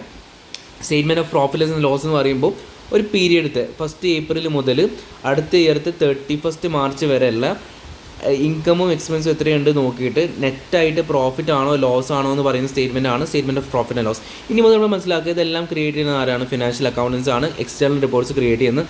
ഇത് മെയിൻലി എന്താണ്? ഹിസ്റ്റോറിക് ആണ്. അപ്പോൾ ഇങ്ങനെ ക്രിയേറ്റ് ചെയ്യുമ്പോൾ ആദ്യമായിട്ട് നമ്മൾ സംസാരിക്കുന്നത് statement of profit and loss ആണ്. അതിൽ നമുക്ക് കമ്പനി പ്രോഫിറ്റിലാണോ ലോസിലാണോ എന്നറിയാം. പിന്നെ കമ്പനിയുടെ സ്റ്റേറ്റ്മെൻറ്റ് ഓഫ് ഫിനാൻഷ്യൽ പൊസിഷൻ ഉണ്ട്, നമ്മൾ അല്ലെങ്കിൽ ബാലൻസ് ഷീറ്റ് എന്ന രീതിയിൽ നിങ്ങൾ പഠിച്ചിട്ടുള്ളത്. അപ്പോൾ ഒരു കമ്പനിയുടെ ഫിനാൻഷ്യൽ പൊസിഷൻ നോക്കുന്ന സമയത്ത് ഒരു കമ്പനിയിൽ എത്രത്തോളം അസറ്റ് ഉണ്ട്, എത്രത്തോളം ലയബിലിറ്റീസ് ഉണ്ട് എന്നുള്ളത് നമുക്ക് മനസ്സിലാക്കാൻ വേണ്ടി പറ്റും. അല്ലെങ്കിൽ ഒരു കമ്പനിക്ക് എത്രത്തോളം അസറ്റ് അത് ഹോൾഡ് ചെയ്യുന്നുണ്ട് നമുക്കറിയാം. അസറ്റ് എന്ന് പറഞ്ഞിട്ടുണ്ടെങ്കിൽ എന്താണ് നമ്മൾ പഠിച്ചിട്ടുണ്ട് അല്ലേ. അസറ്റ് എന്ന് പറഞ്ഞിട്ടുണ്ടെങ്കിൽ എന്താണ്? Asset is a resource controlled by an enterprise in which future economic benefit is probable and cost can be measure reliably. Liability എന്ന് പറയുമ്പോൾ it is an present obligation due to past events in which future economic benefit അല്ല, future economic outflow is probable and cost can be measured reliably എന്നുള്ള രീതിയിൽ നമ്മൾ സംസാരിച്ചു. അപ്പോൾ ഒരു കമ്പനിയിൽ എത്ര അസറ്റ് ഉണ്ട്, എത്ര ലയബിലിറ്റി ഉണ്ട് എന്ന് കാണിച്ച് തന്നിട്ട് നമ്മൾ ഓൺ എ സ്പെസിഫിക് ഡേറ്റിൽ നമ്മൾ പൊസിഷൻ എന്താ കാണിക്കുന്ന സ്റ്റേറ്റ്മെൻറ്റിന് പറയുന്നതാണ് സ്റ്റേറ്റ്മെൻറ്റ് ഓഫ് ഫിനാൻഷ്യൽ പൊസിഷൻ. പിന്നെ സ്റ്റേറ്റ്മെൻറ്റ് ഓഫ് ക്യാഷ് ഫ്ലോസ് ഉണ്ട്. ക്യാഷ് ഫ്ലോസ് പറയുമ്പോൾ ക്യാഷ് റിലേറ്റഡ് ആയിട്ടുള്ള ഇൻഫ്ലോ ഔട്ട്ഫ്ലോ മെഷർ ചെയ്യുന്ന ഒരു കാര്യമാണ്. ഇപ്പോൾ ഇതിൻ്റെ എക്സാമ്പിൾ നമ്മൾ കുറേ സംസാരിച്ചിട്ടുണ്ട്. എക്സാമ്പിൾ നമ്മൾ പറയുകയാണെങ്കിൽ ഡിപ്രിസിയേഷൻ ഒന്നും ഒരിക്കലും എന്തിൽ വരില്ല? ക്യാഷ് ഫ്ലോ സ്റ്റേറ്റ്മെൻറ്റിൽ വരില്ല. ഡിപ്രിസിയേഷനൊക്കെ എന്ത് എക്സ്പെൻസാണ്? നോൺ ക്യാഷ് എക്സ്പെൻസ് ആണ്. അല്ലെങ്കിൽ ഇപ്പോൾ ഡിപ്രിസിയേഷൻ പറയുമ്പോൾ നമ്മളൊന്ന് എക്സാമ്പിൾ പറഞ്ഞില്ല, 10 ലക്ഷം രൂപേൻ്റെ കാറ് 10 ഇയേഴ്സ് യൂസ്ഫുൾ ലൈഫാണ്, 10% ആണ് ഡിപ്രിസിയേഷൻ എങ്കിൽ ഓരോ വർഷം ആ കാറിൻ്റെ വാല്യൂ 1 ലക്ഷം രൂപ വെച്ച് കുറയും. പക്ഷെ 1 ലക്ഷം രൂപ നമ്മൾ കയ്യിൽ നിന്ന് ഒരിക്കലും എന്ത് ചെയ്യുന്നില്ല, പുറത്ത് പോകുന്നില്ല. അപ്പോൾ ഇത് ഒരിക്കലും നമ്മൾ എന്തിൽ എഴുതില്ല? ക്യാഷ് ഫ്ലോയിൽ എഴുതില്ല. സോ ക്യാഷ് ഫ്ലോയിൽ എഴുതണമെങ്കിൽ അത് എന്ത് എക്സ്പെൻസ് ആയിരിക്കണം, നമ്മൾ കയ്യിൽ നിന്ന് ക്യാഷ് ആയിട്ട് പോയിട്ടുണ്ടാവണം. അല്ലെങ്കിൽ ക്യാഷ് ഫ്ലോയിൽ ഇൻകം ആയിട്ട് എഴുതണമെങ്കിൽ നമ്മുടെ കയ്യിൽ എന്തായിട്ട് കിട്ടണം, ക്യാഷ് ആയിട്ട് കിട്ടണം. സോ ക്യാഷ് ആയിട്ട് കിട്ടുന്നതും ക്യാഷ് ആയിട്ട് പോകുന്നതും മാത്രം നമ്മളൊരു സ്റ്റേറ്റ്മെൻ്റ് ആക്കി എഴുതുന്ന സമയത്ത് സ്റ്റേറ്റ്മെൻറ്റ് ഓഫ് ക്യാഷ് ഫ്ലോസ് എന്ന് പറയും. ഒരു എക്സാമ്പിൾ കൂടി പറയുകയാണെങ്കിൽ, നമ്മൾ ഇന്നൊരു കടയിൽ പോയിട്ട് അല്ലെങ്കിൽ നമ്മൾ ഇന്ന് എന്ത് ചെയ്തു, ഒരു സാധനം നമ്മൾ പർച്ചേസ് ചെയ്തു. സോ സാധനം പർച്ചേസ് ചെയ്തു, നമ്മൾ ഇന്ന് എന്ത് ചെയ്തില്ല, ക്യാഷ് കൊടുത്തില്ല. അപ്പോൾ നമ്മൾ പേയബിൾസിൽ മാത്രമേ എഴുതുള്ളൂ, നമ്മൾ എന്തായിട്ട് എഴുതില്ല, ക്യാഷ് പോയി എന്ന് പറഞ്ഞിട്ട് എഴുതില്ല. സോ പിന്നീട് നമ്മൾ എപ്പോഴാണ് ക്യാഷ് കൊടുക്കുന്നത്, ലെറ്റ്സ് നമ്മൾ ഒരാഴ്ച കഴിഞ്ഞിട്ട് ക്യാഷ് കൊടുക്കുന്നുണ്ട്. സോ ഒരാഴ്ച കഴിഞ്ഞിട്ട് ക്യാഷ് കൊടുക്കുന്ന സമയത്താണ് നമ്മൾ ഇതിൽ എഴുതുള്ളൂ, ക്യാഷ് ഫ്ലോ സ്റ്റേറ്റ്മെൻറ്റിൽ എഴുതുള്ളൂ. അപ്പോൾ ഗോട്ട് ഇറ്റ്. എന്താണ് ക്യാഷ് ഫ്ലോ സ്റ്റേറ്റ്മെൻറ്റ് എന്ന് പറഞ്ഞിട്ടുണ്ടെങ്കിൽ ക്യാഷ് ആയിട്ട് വരികയും ക്യാഷ് ആയിട്ട് പോവുകയും ചെയ്യുന്ന സ്റ്റേറ്റ്മെൻറ്റിനാണ് എന്ത് പറയുക, ക്യാഷ് ഫ്ലോ സ്റ്റേറ്റ്മെൻറ്റ് എന്ന് പറയുന്നത്. പിന്നെ സസ്റ്റൈനബിലിറ്റി ആൻഡ് ഇന്റഗ്രേറ്റഡ് റിപ്പോർട്ട്സ് ഉണ്ട്. ഇവിടെ മുമ്പ് നമ്മൾ ഇതുവരെ സംസാരിച്ചിട്ടുള്ള എല്ലാ ഫിനാൻഷ്യൽ സ്റ്റേറ്റ്മെൻറ്റ്സും എന്ത് ഇൻഫർമേഷനാണ് പറയുന്നത്, ഫിനാൻഷ്യൽ ഇൻഫർമേഷനാണ് പറയുന്നത്. അതിപ്പോൾ statement of profit and loss ആയിക്കോട്ടെ, സ്റ്റേറ്റ്മെൻറ്റ് ഓഫ് ഫിനാൻഷ്യൽ പൊസിഷൻ ആയിക്കോട്ടെ, ക്യാഷ് ഫ്ലോ സ്റ്റേറ്റ്മെൻറ്റ്സ് ആയിക്കോട്ടെ, ഇതെല്ലാം പറയുന്നത് എന്ത് ഇൻഫർമേഷനാണ്, ഫിനാൻഷ്യൽ ഇൻഫർമേഷനാണ്. ഇനി ഇതിൽ കുറച്ച് വേറൊരു കാര്യങ്ങൾ പറയുന്നുണ്ട്. എക്സാമ്പിൾ, ഇനി ഇതിൽ സംസാരിക്കാൻ വേണ്ടി പോകുന്നത് നോൺ ഫിനാൻഷ്യൽ ഇൻഫർമേഷനാണ്. നോൺ ഫിനാൻഷ്യൽ ഇൻഫോർമേഷനെ പറ്റി സംസാരിക്കുന്നതെന്ന് വെച്ചിട്ടുണ്ടെങ്കിൽ, നമ്മൾ കമ്പനിയിൽ നമുക്ക് പ്രോഫിറ്റ് അല്ല ക്യാഷ് റിലേറ്റഡ് ആയിട്ടുള്ള കാര്യങ്ങൾ മാത്രം സംസാരിച്ചാൽ പോരാ, നമ്മൾ എന്തിനെ പറ്റിയിട്ടും സംസാരിക്കണം, സൊസൈറ്റീനെ പറ്റി സംസാരിക്കണം അല്ലേ. അല്ലെങ്കിൽ നമ്മളൊരു ബിസിനസ് നമ്മളെ നാട്ടിൽ സൃഷ്ടിക്കുന്ന പലതരത്തിലുള്ള പ്രശ്നങ്ങളെ പറ്റി സംസാരിക്കണം. അപ്പോൾ ഇതൊക്കെയാണ് നമ്മൾ മറ്റേ ഒരു മദർ എർത്തിൻ്റെ കേസ്, നമ്മൾ ആപ്പിളിൻ്റെ കേസിൽ എക്സാമ്പിൾ പറഞ്ഞിട്ടുണ്ടായിരുന്നില്ലേ. അപ്പോൾ അത് പറഞ്ഞ പോലെ തന്നെ നമ്മൾ ബിസിനസ് ചെയ്യുന്ന സമയത്ത് നമ്മൾ ഫിനാൻഷ്യൽ അല്ലാത്ത പല കാര്യങ്ങളും നമ്മൾ കമ്പനിയിൽ വന്നിട്ടുണ്ടാകും. ഇപ്പോൾ നമുക്ക് നമ്മളെ ബിസിനസ്സുകാരന് വരുന്ന പുറമേയുള്ള സ്റ്റേക്ക് ഹോൾഡേഴ്സ് വരുന്ന പ്രശ്നങ്ങളുണ്ടാകും. സോ നമ്മൾ ബിസിനസ് ചെയ്യുന്ന സമയത്ത് എല്ലാ ആൾക്കാരെയും, നമ്മൾ സ്റ്റേക്ക് ഹോൾഡറിൻ്റെ തിയറി പറഞ്ഞ പോലെ തന്നെ എല്ലാ ബിസിനസ് ചെയ്യുന്ന ആൾക്കാരും ഇപ്പോൾ ഏറ്റവും കൂടുതൽ ശ്രദ്ധിക്കേണ്ടത് അവർ സസ്റ്റൈനബിൾ ആയിട്ടാണ് ബിസിനസ് ചെയ്യേണ്ടത്. എന്തായിട്ട് ബിസിനസ് ചെയ്യേണ്ടത്, സസ്റ്റൈനബിൾ ആയിട്ട്. അതായത് പ്രോഫിറ്റ് മാത്രമല്ല മോട്ടീവ്, നമ്മളെ മോട്ടീവ് എന്ന് പറയുന്ന സമയത്ത് എന്തും കൂടി ഉണ്ട്, സൊസൈറ്റിയിലേക്ക് ഒരു നന്മ അല്ലെങ്കിൽ സൊസൈറ്റിനെ എഫക്റ്റ് ചെയ്യാതെ എല്ലാ ആൾക്കാർക്കും നല്ല രീതിയിൽ മുന്നിലേക്ക് കൊണ്ടുപോകാന്നുള്ള രീതി. അല്ലെങ്കിൽ നമ്മളിതിന് മുമ്പ് ചെറിയ ക്ലാസ്സിലൊക്കെ പഠിച്ചിട്ടുണ്ടാവില്ലേ, സസ്റ്റൈനബിൾ ഡെവലപ്മെൻറ്റ് എന്നൊക്കെ പഠിച്ചിട്ടില്ലേ. സസ്റ്റൈനബിൾ ഡെവലപ്മെൻറ്റ് എന്ന് പറയുമ്പോൾ എന്താണ്, കൂടുതൽ ഈ പറഞ്ഞിട്ടുള്ള എൻവയറൺമെൻറ്റിനെ ഡിപ്ലീറ്റ് ചെയ്യാതെ എല്ലാ ആൾക്കാർക്കും ഒരു ഒപ്റ്റിമം ആയിട്ടുള്ള രീതിയിൽ ബിസിനസ് നടത്തി കൊണ്ടുപോവുക. അങ്ങനെ നടത്തി കൊണ്ടുപോവുകയാണെങ്കിൽ നമ്മൾ സസ്റ്റൈനബിലിറ്റി ആൻഡ് ഇൻ്റഗ്രേറ്റഡ് റിപ്പോർട്ട്സ് എന്ന് പറയാൻ വേണ്ടി പറ്റും. ഇത് ചെയ്യുന്നതിൻ്റെ മെയിൻ ആയിട്ടുള്ള രണ്ട് കാര്യങ്ങളാണ്. ഒന്ന്, ഫിനാൻഷ്യൽ സ്റ്റേറ്റ്മെൻറ്റ്സിൽ എന്ത് മാത്രമേ പ്രൊവൈഡ് ചെയ്യുന്നുള്ളൂ, ഫിനാൻഷ്യൽ ഇൻഫർമേഷൻ മാത്രമേ ഫിനാൻഷ്യൽ സ്റ്റേറ്റ്മെൻറ്റ്സിൽ പ്രൊവൈഡ് ചെയ്യുന്നുള്ളൂ. അതുപോലെ തന്നെ ഫിനാൻഷ്യൽ ഇൻഫോർമേഷൻ ഹിസ്റ്റോറിക് ആയിട്ടുള്ള കാര്യങ്ങൾ മാത്രമേ സംസാരിക്കുന്നുള്ളൂ. സോ ഇത് രണ്ടും മാത്രം പോരാ, നമുക്ക് നോൺ ഫിനാൻഷ്യൽ ഇൻഫോർമേഷനും വേണം, നമുക്ക് പ്രോസ്പെക്റ്റീവായിട്ട് ഫ്യൂച്ചറിലേക്കുള്ള കാര്യങ്ങളെ പറ്റിയിട്ട് പറയണം. സോ ഈ കാര്യങ്ങൾക്ക് വേണ്ടിയിട്ട് ഈ ഒരു ഓർഗനൈസേഷൻ നമ്മുടെ നേച്ചറിലും സൊസൈറ്റിയിലും ഉണ്ടാക്കുന്ന പലതരത്തിലുള്ള പ്രശ്നങ്ങൾ എന്തൊക്കെയാണെന്ന് മനസ്സിലാക്കാൻ വേണ്ടിയിട്ട്, അതിനെങ്ങനെയൊക്കെ തടയുന്നുണ്ട് എന്ന് മനസ്സിലാക്കാൻ വേണ്ടിയിട്ട്, കമ്പനി എത്രത്തോളം അതിലേക്ക് കോൺട്രിബ്യൂട്ട് ചെയ്യുന്നുണ്ടെന്ന് മനസ്സിലാക്കാൻ വേണ്ടിയിട്ട് ആണ് നമ്മൾ എന്ത് ക്രിയേറ്റ് ചെയ്യുന്നത്, sustainability and integrated reports create ചെയ്യുന്നത്. പിന്നെ നമ്മൾ മാനേജ്മെൻറ്റ് അക്കൗണ്ടിങ് ഉണ്ട്. മാനേജ്മെൻറ്റ് അക്കൗണ്ടിങ് ആർക്ക് വേണ്ടിയിട്ടുള്ള ഇൻഫർമേഷൻസാണ് ക്രിയേറ്റ് ചെയ്യുന്നത്, എക്സ്റ്റേണൽ യൂസേഴ്സിന് ക്രിയേറ്റ് ചെയ്യുന്നത് ആരാണ്, ഫിനാൻഷ്യൽ അക്കൗണ്ടൻസ് ആണ്. മാനേജ്മെൻറ്റ് അക്കൗണ്ടിങ് ക്രിയേറ്റ് ചെയ്യുന്ന ആർക്കാ, ഇൻറ്റേർണൽ യൂസേഴ്സ് സച്ച് എസ് മാനേജേഴ്സിന് ക്രിയേറ്റ് ചെയ്യുന്ന. സോ അവർ ക്രിയേറ്റ് ചെയ്യുന്നത് ബേസിക്കലി എന്തൊക്കെ കാര്യങ്ങളാണെന്ന് വെച്ചിട്ടുണ്ടെങ്കിൽ, നമ്മൾ ബഡ്ജറ്റിംഗ് ഒക്കെ ഉണ്ടല്ലോ, ബഡ്ജറ്റിംഗ് ഒക്കെയാണ് ഇവർ ക്രിയേറ്റ് ചെയ്യുക, കോസ്റ്റ് ഷെഡ്യൂൾസ്, ബഡ്ജറ്റിംഗ്. സോ ഇവർ ചെയ്യുന്ന കുറച്ച് കാര്യങ്ങളുണ്ട്. മാനേജേഴ്സിന് ഇവർ കൊടുക്കുന്ന ഇൻഫോർമേഷൻസ് വെച്ചിട്ട് മാനേജേഴ്സിന് എന്തൊക്കെ ചെയ്യാൻ വേണ്ടി പറ്റും, ഫ്യൂച്ചറിലേക്ക് പ്ലാൻ ചെയ്യാൻ വേണ്ടി പറ്റും, ഇനി വരുന്ന കോസ്റ്റുകളെ കൺട്രോൾ ചെയ്യാൻ വേണ്ടി പറ്റും, കറക്റ്റായിട്ടുള്ള ഡിസിഷൻ മേക്കിംഗ് ക്രിയേറ്റ് ചെയ്യാൻ പറ്റും. അപ്പോൾ ഇവർ ഇങ്ങനെ ചെയ്യാൻ വേണ്ടി പറ്റുന്നത്, ഇവർ ബേസിക്കലി കൊടുക്കുന്ന കുറച്ച് കാര്യങ്ങളുണ്ട്, ഇമ്പോർട്ടൻ്റ് ആയിട്ടുള്ള കുറച്ച് കാര്യങ്ങളുണ്ട്. ഒന്ന്, കോസ്റ്റ് ഷെഡ്യൂൾസ്, എത്രയൊക്കെ കോസ്റ്റുകളാണ് നമുക്ക് ഓരോ കാര്യങ്ങളിൽ നിന്ന് വരുന്നത് എന്നതിനെ പറ്റിയിട്ടുള്ള ക്ലിയർ ആയിട്ടുള്ള അലൊക്കേഷൻസ് ഇവർ കൊടുക്കുന്നുണ്ട്. അതുപോലെ തന്നെ ഇവർ കൊടുക്കുന്ന വേറൊരു കാര്യമാണ് ബഡ്ജറ്റ്. നമ്മുടെ കയ്യിൽ എത്ര ക്യാഷ് ഉണ്ട്, നമ്മൾ മുന്നിലേക്ക് പോകുമ്പോൾ നമുക്ക് എത്രത്തോളമാണ് സ്പെൻഡ് ചെയ്യാൻ വേണ്ടി പറ്റുക, ഈ കാര്യങ്ങളെ പറ്റിയിട്ടെല്ലാം ക്ലിയർ കട്ടായിട്ടുള്ളൊരു വ്യൂ കൊടുക്കുന്നുണ്ട്.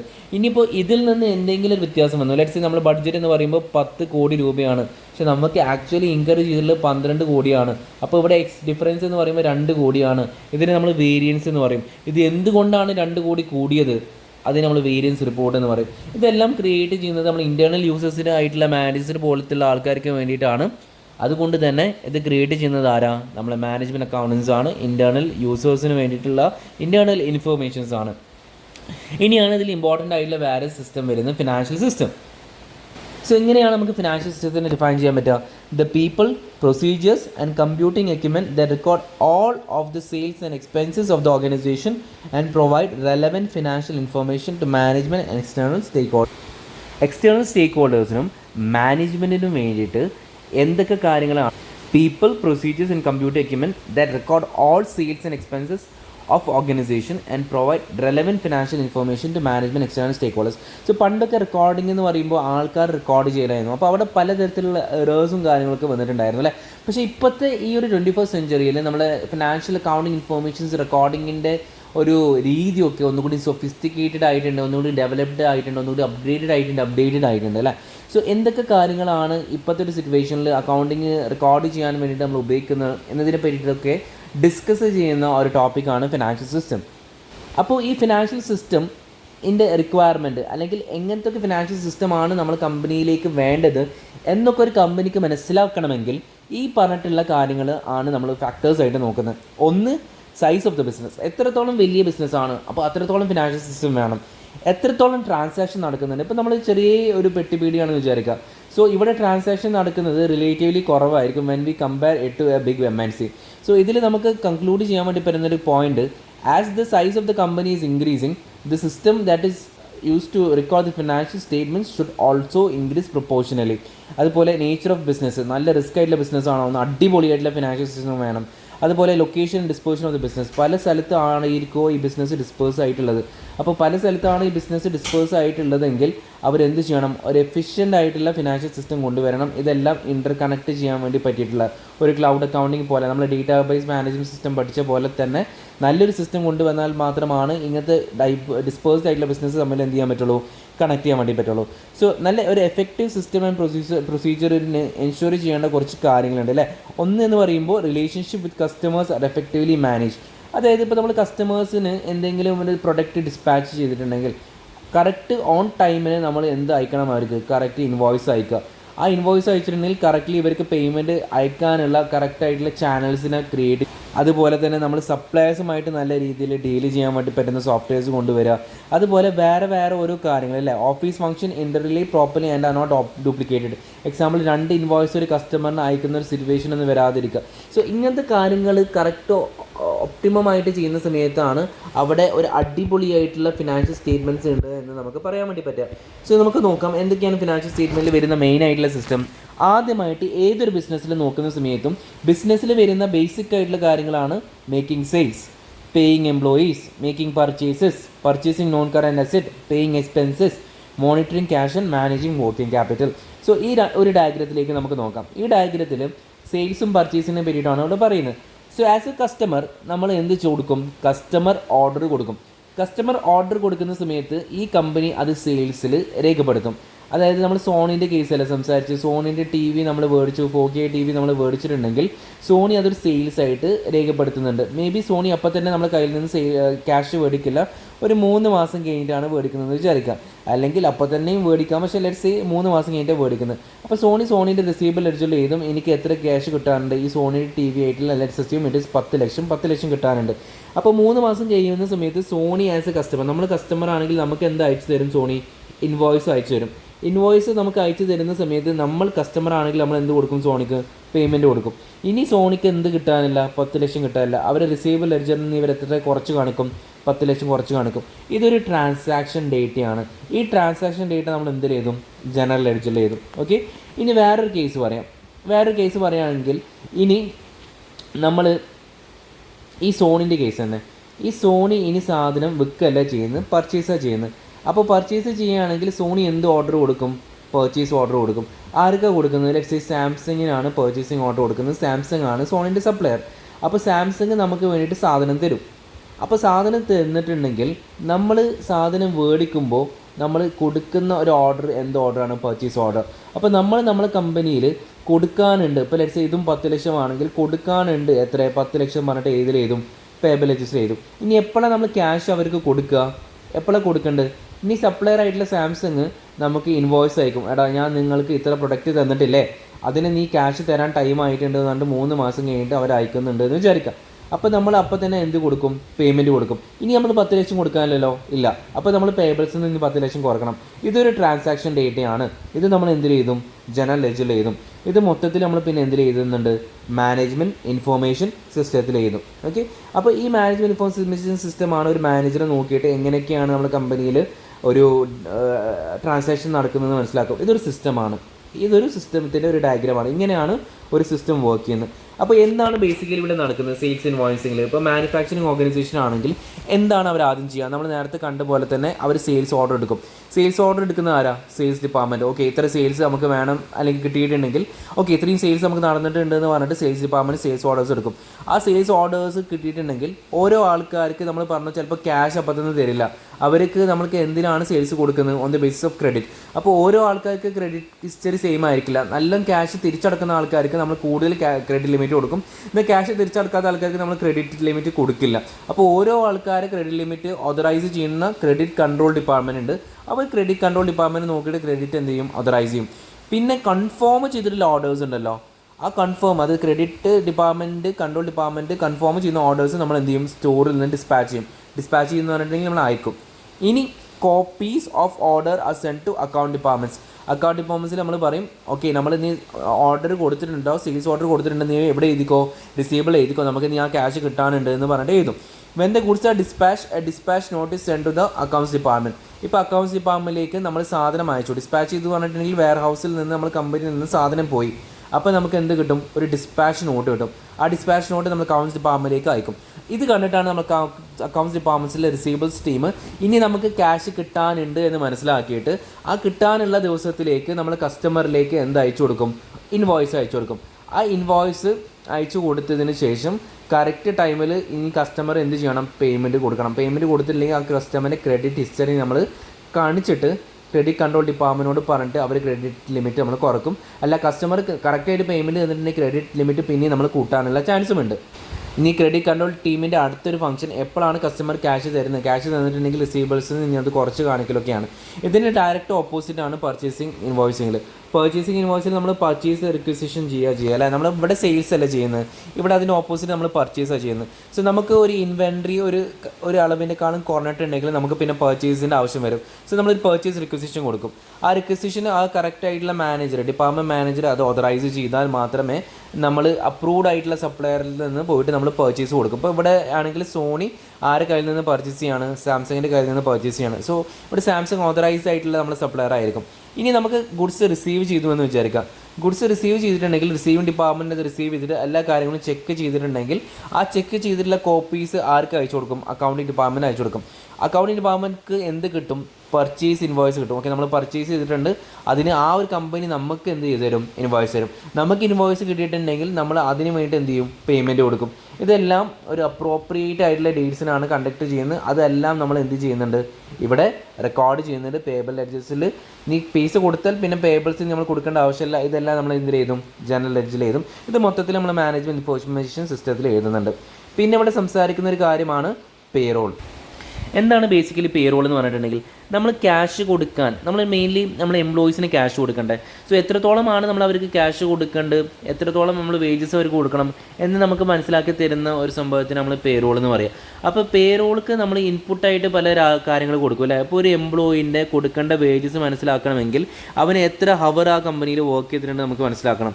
അതുപോലെ തന്നെ അവൻ്റെ ഒരു ഹവറിൻ്റെ റേറ്റ് ഓഫ് പേ എത്രയെന്ന് നമുക്ക് മനസ്സിലാക്കണം. ഈ കാര്യങ്ങളെല്ലാം മനസ്സിലാക്കിയാൽ മാത്രമാണ് നമുക്ക് ആ വ്യക്തിയുടെ പേയ്മെൻറ്റ് എത്രയാണ് എന്നുള്ളത് മനസ്സിലാക്കിയിട്ട് കൊടുക്കാൻ വേണ്ടി പറ്റാം. അപ്പോൾ അങ്ങനെ കൊടുക്കുന്ന ഒരു സംഭവത്തിന് നമ്മൾ എന്ത് പറയും, പേറോൾ എന്ന് പറയും. സോ ഇവിടെ പേറോളിൽ ഈ പറഞ്ഞിട്ടുള്ള ഇൻപുട്ടായിട്ട് നമുക്ക് കൊടുക്കുന്ന ഒരു കാര്യം എന്താ, ആ ചങ്ങായിയുടെ ഹവേഴ്സും മറ്റേ കാര്യങ്ങളും ടൈം കാർഡ്സും ക്ലോക്ക് ഷീറ്റ്സും ഒക്കെയാണ്. ഇവിടെ ഔട്ട്പുട്ടായിട്ട് വരുന്നതാണ് സാലറി അല്ലേ. അപ്പോൾ ഇവിടെ പേറോളിൻ്റെ കേസിൽ വരുന്ന സമയത്ത് നിങ്ങൾ ഫസ്റ്റ് പോയിന്റ് ഒന്ന് വായിച്ച് നോക്കിയത്, the principle of operating the payroll are human resource departments and details of new employees to payroll department along with pay methods. അപ്പോൾ പുതിയൊരു വ്യക്തി നമ്മൾ കമ്പനിയിൽ ജോയിൻ ചെയ്യുന്ന സമയത്ത് HR ആണ് നമ്മൾ റിക്രൂട്ട് ചെയ്യുക അല്ലേ. അപ്പോൾ HR ഈ പറഞ്ഞിട്ടുള്ള പേറോൾ ഡിപ്പാർട്ട്മെൻറ്റിന് അയച്ചു കൊടുക്കും. നമ്മൾ പുതിയൊരു ആൾ വന്നിട്ടുണ്ട്, ലെറ്റ്സ് സേ രാമു വന്നിട്ടുണ്ട്. രാമുവിൻ്റെ പേയ്മെൻറ്റ് ഇനി നമ്മൾ കൊടുക്കേണ്ടത് ഹവർലി റേറ്റിലാണെങ്കിൽ ഹവർലി റേറ്റ് ഇവൻ്റെ റേറ്റ് വരുന്നത് 1000 per hour ആണ് എന്നതിൻ്റെ ബേസിസിലാണ് ഇവിടെ റെക്കോർഡ് ചെയ്യുക. അല്ലെങ്കിൽ മന്ത്ലി ബേസിസിലാണെങ്കിൽ മന്ത്ലി ബേസിസിലാണെന്നുള്ള രീതിയിനെ പറ്റിയിട്ട് റെക്കോർഡ് ചെയ്യും. അങ്ങനെ ഓരോ വ്യക്തി കയറുന്ന സമയത്ത് ഈ HR ആര് നോട്ടിഫൈ ചെയ്യും, പേരോളിനെ നോട്ടിഫൈ ചെയ്യും, അതിൻ്റെ ബേസിൽ അവർ റെക്കോർഡ് ചെയ്യും. പിന്നെ four employees on variable remuneration line managers and details of hours work weekly or monthly two payroll. ഇനി വേരിയബിൾ റെമ്യൂണറേഷൻ്റെ ബേസിൽ ചിലപ്പോൾ കൂടാം ചിലപ്പോൾ കുറയാമെന്നുള്ള ബേസിസിലാണ് ആൾക്കാർ റിക്രൂട്ട് ചെയ്യുന്നത്, ഒരു ഫിക്സ്ഡ് അല്ല. അങ്ങനെയാണെങ്കിൽ ലൈൻ മാനേജേഴ്സ് ഉണ്ട്. ലൈൻ മാനേജേഴ്സ് പറഞ്ഞാൽ ആരാണെന്നറിയോ? നമ്മൾ കമ്പനിയിലുള്ള സൂപ്പർവൈസേഴ്സുമാണ്. സോ ഈ സൂപ്പർവൈസേഴ്സ് നമ്മളെ കമ്പനിയിൽ നമ്മൾ വർക്ക് ചെയ്തിട്ടുള്ള ഹവേഴ്സ് ചിലപ്പോൾ വേരിയബിൾ ആണെന്ന് പറഞ്ഞല്ലോ, അതിൻ്റെ ബേസിസിൽ മന്ത്ലി അല്ലെങ്കിൽ ആഴ്ചയിൽ പേറോൾ ഡിപ്പാർട്ട്മെൻറ്റ് അയക്കും. അതിൻ്റെ ബേസിസിലാണ് പേറോൾ ഡിപ്പാർട്ട്മെൻറ്റ് നമുക്ക് ക്യാഷ് തരുന്നത്. ഇനി ഓരോ എംപ്ലോയിക്ക് പേറോൾ ക്ലർക്ക് ഉണ്ട്. അവർ ഈ പറഞ്ഞിട്ടുള്ള ഹവേഴ്സും കാര്യങ്ങളെല്ലാം നോക്കിയിട്ട് നമുക്ക് തരാനുള്ള പേയ്മെൻറ്റ് എത്രയാണ്, ടോട്ടൽ ഗ്രോസ് പേ എത്രയാണ്, അതിൽ നിന്ന് ടാക്സ് ഡിഡക്റ്റ് ചെയ്തിട്ടുണ്ട്, ബാക്കി ഏതെങ്കിലും ഡിഡക്ഷൻസ് ഉണ്ടോ എല്ലാം നോക്കിയിട്ട് നമുക്ക് നെറ്റായിട്ട് പേയ്മെൻറ്റ് തരും. അതുപോലെ തന്നെ payroll is authorised by a senior manager and employees are paid. അപ്പോൾ ഇവിടെ പേറോൾ ഓതറൈസ് ചെയ്യുന്നത് ആരാ? നമ്മുടെ കമ്പനിയിലുള്ള ഒരു സീനിയർ മാനേജറാണ്. അങ്ങനെ പേറോൾ ഓതറൈസ് ചെയ്തതിന് ശേഷം എംപ്ലോയീസിനെല്ലാം നമ്മൾ എന്ത് കൊടുക്കും? ക്യാഷ് കൊടുക്കും. പിന്നെ ഇവിടെ നമ്മൾ കമ്പനിയിലേക്ക് പുതുതായിട്ടൊരു കസ്റ്റമർ വരികയാണ്. പുതുതായിട്ട് ഒരാൾ, ഇപ്പോൾ നമ്മളൊരു ഫ്രണ്ടിനൊക്കെ നോക്കുന്ന സമയത്ത് ഇപ്പോൾ പുതുതായിട്ട് ഒരാൾ നമുക്ക് ഒരിക്കലും വിശ്വസിക്കാൻ പറ്റില്ലല്ലോ. അപ്പോൾ നമുക്ക് ഇവൻ്റെ ഒപ്പം കടം കൊടുത്താലൊക്കെ എങ്ങനെ ഇവൻ തിരിച്ചു തരാമെന്ന് എങ്ങനെ വിശ്വസിക്കും? ആദ്യം നമുക്ക് ഇവൻ്റെ ഒപ്പം ചെറിയ പണ ഇടപാടുകളൊക്കെ നടത്താം. ആദ്യം ഇപ്പോൾ നമ്മൾ ഭക്ഷണം കഴിക്കാൻ വേണ്ടി കൊണ്ടുപോകുമ്പോഴോ അല്ലെങ്കിൽ ഏതെങ്കിലും ഒരു കേസിലൊക്കെ ഇവനക്ക് കുറച്ച് ക്യാഷ് കൊടുക്കാം. ആ ക്യാഷ് ഇവൻ തിരിച്ച് തരുന്നുണ്ടോ എന്നുള്ളത് നോക്കാം. അപ്പോൾ ഇവൻ തിരിച്ച് തരുന്നില്ലെങ്കിൽ നമ്മൾ പിന്നീട് അവർക്ക് ക്യാഷ് കൊടുക്കുന്ന സമയത്ത് സൂക്ഷിക്കും. അല്ല, ഇവൻ എപ്പോഴും നമ്മൾ കൊടുത്ത ക്യാഷ് കറക്റ്റായിട്ട് തിരിച്ച് തരുന്ന വ്യക്തിയാണ്, അങ്ങനെയാണെങ്കിൽ നമ്മൾ അവനക്ക് എത്ര കൊടുത്താലും നമുക്ക് എന്തില്ല, ഒരു പ്രശ്നവുമില്ല. കാരണം എപ്പോഴും അവൻ ക്യാഷ് തിരിച്ചു തരുന്ന വ്യക്തിയാണ് അല്ലേ. സിമിലർലി നമ്മൾ ബാങ്കിൽ ക്യാഷ് മേടിക്കാൻ വേണ്ടി പോകുന്ന സമയത്തും ബാങ്ക് നമ്മൾ എന്ത് നോക്കുന്നുണ്ട്? നമ്മൾ സിബിൽ സ്കോർ നോക്കിയിട്ടാണ് നമ്മളെ ബാങ്ക് നമുക്ക് ക്യാഷ് തരുന്നത്. അതെന്തിനാന്ന് വെച്ചിട്ടുണ്ടെങ്കിൽ ബാങ്കൊക്കെ ഒരു സെക്യൂരിറ്റി പോലെ നമ്മൾ കൊടുത്ത ക്യാഷ് തിരിച്ച് കിട്ടും, നമ്മൾ അത്യാവശ്യം നല്ല ക്രെഡിറ്റ് ഹിസ്റ്ററി ഉള്ള ആൾക്കാരാണെന്ന് മനസ്സിലാക്കാൻ വേണ്ടിയിട്ടാണ്. അതുപോലെ നമ്മൾ കമ്പനിയിലേക്ക് പുതുതായിട്ട് ഒരു കസ്റ്റമർ വരികയാണ്. പുതുതായിട്ട് കസ്റ്റമർ വരുന്ന സമയത്ത് നമ്മൾ ഇവരെ ക്രെഡിറ്റ് ചെക്ക് നോക്കും. ഇവന് ക്യാഷ് തിരിച്ച് കൊടുത്തിട്ടുണ്ടോ, ഇവന് മുമ്പത്തെ ഹിസ്റ്ററി എങ്ങനെയൊക്കെയാണ്, ഇവൻ ആരെങ്കിലും പറ്റിച്ചിട്ട് പോയിട്ടുണ്ടോ, ഈ കാര്യങ്ങളൊക്കെ നോക്കിയിട്ട് നമ്മൾ ഇവനക്ക് ഒരു ക്രെഡിറ്റ് ലിമിറ്റ് കൊടുക്കും. ഫോർ എക്സാമ്പിൾ ഇവനക്ക് നമ്മൾ ക്രെഡിറ്റ് ലിമിറ്റ് കൊടുക്കുന്നത് 5 ലക്ഷം രൂപ എന്ന് വിചാരിക്കുക, അല്ലെങ്കിൽ നമ്മൾ ഇവനക്ക് ക്രെഡിറ്റ് ലിമിറ്റ് കൊടുക്കുന്നത് 10 ലക്ഷം രൂപയെന്ന് വിചാരിക്കുക. പിന്നീട് ഇവൻ ഈ ഒരു ക്രെഡിറ്റ് ലിമിറ്റിൽ 5 ലക്ഷം രൂപ നമ്മൾ കമ്പനിയിൽ നിന്ന് സാധനം മേടിച്ചു, പിന്നെ ഇവൻ 5 ലക്ഷം രൂപ നമുക്ക് തന്നില്ല. ഇനി നമ്മൾ ഇവനക്ക് എന്ത് കൊടുക്കില്ല? ലിമിറ്റ് കൊടുക്കില്ല. അല്ല, ഇവൻ 5 ലക്ഷം രൂപ നമുക്ക് തിരിച്ചു തന്നു, അപ്പോൾ ഇവൻ്റെ ലിമിറ്റ് ചിലപ്പോൾ നമ്മൾ കൂട്ടാനുള്ള സാധ്യതയുണ്ട്. ചിലപ്പോൾ നമ്മൾ എത്രയാക്കും? 10 ലക്ഷം ആക്കും. കാരണം അവൻ നല്ലൊരു വ്യക്തിയാണ്, ക്യാഷ് തിരിച്ചു തരുന്ന വ്യക്തിയാണ്. സോ അതിൻ്റെ ബേസിസ് നമ്മൾ ക്യാഷ് കൂട്ടും, നമ്മൾ ചില സമയത്ത് ക്യാഷ് കുറക്കും, ഈ കാര്യങ്ങളെല്ലാം ചെയ്യും കേട്ടോ. രണ്ടാമത്തെ പോയിന്റ് നോക്ക്. When customers place orders, credit control checks that the orders would not take the customer's balance above their credit limit. If it would, then the credit controller will either increase the credit limit, block the order until the customer has paid outstanding invoices to take the balance back below the credit limit. ഇപ്പോൾ നമ്മളൊരു example പറയാം. നമുക്ക് credit കാർഡിൽ, ഇപ്പോൾ credit card ഉണ്ടെന്ന് വിചാരിക്കട്ടെ, നിങ്ങൾക്ക് ഒന്നുകൂടി relate ചെയ്യാനാണ് പറയുന്നത്. ആ ക്രെഡിറ്റ് കാർഡിൽ നമ്മുടെ ലിമിറ്റ് 1 ലക്ഷം രൂപയാണ്. അപ്പോൾ 1 ലക്ഷം രൂപയ്ക്ക് നമുക്ക് എന്തും പർച്ചേസ് ചെയ്യാം. നമ്മൾ ഓൾറെഡി 1 ലക്ഷം രൂപയ്ക്ക് ലാപ്ടോപ്പ് പർച്ചേസ് ചെയ്തു. നമുക്ക് ഏതെങ്കിലും ഒരു ഫോൺ ഈ ഒരു ക്രെഡിറ്റ് കാർഡ് കൊണ്ട് പർച്ചേസ് ചെയ്യാൻ പറ്റുമോ? പറ്റില്ല. കാരണം നമ്മൾ ക്രെഡിറ്റ് ലിമിറ്റ് മാക്സിമം റീച്ച് ചെയ്തിട്ടുണ്ട്.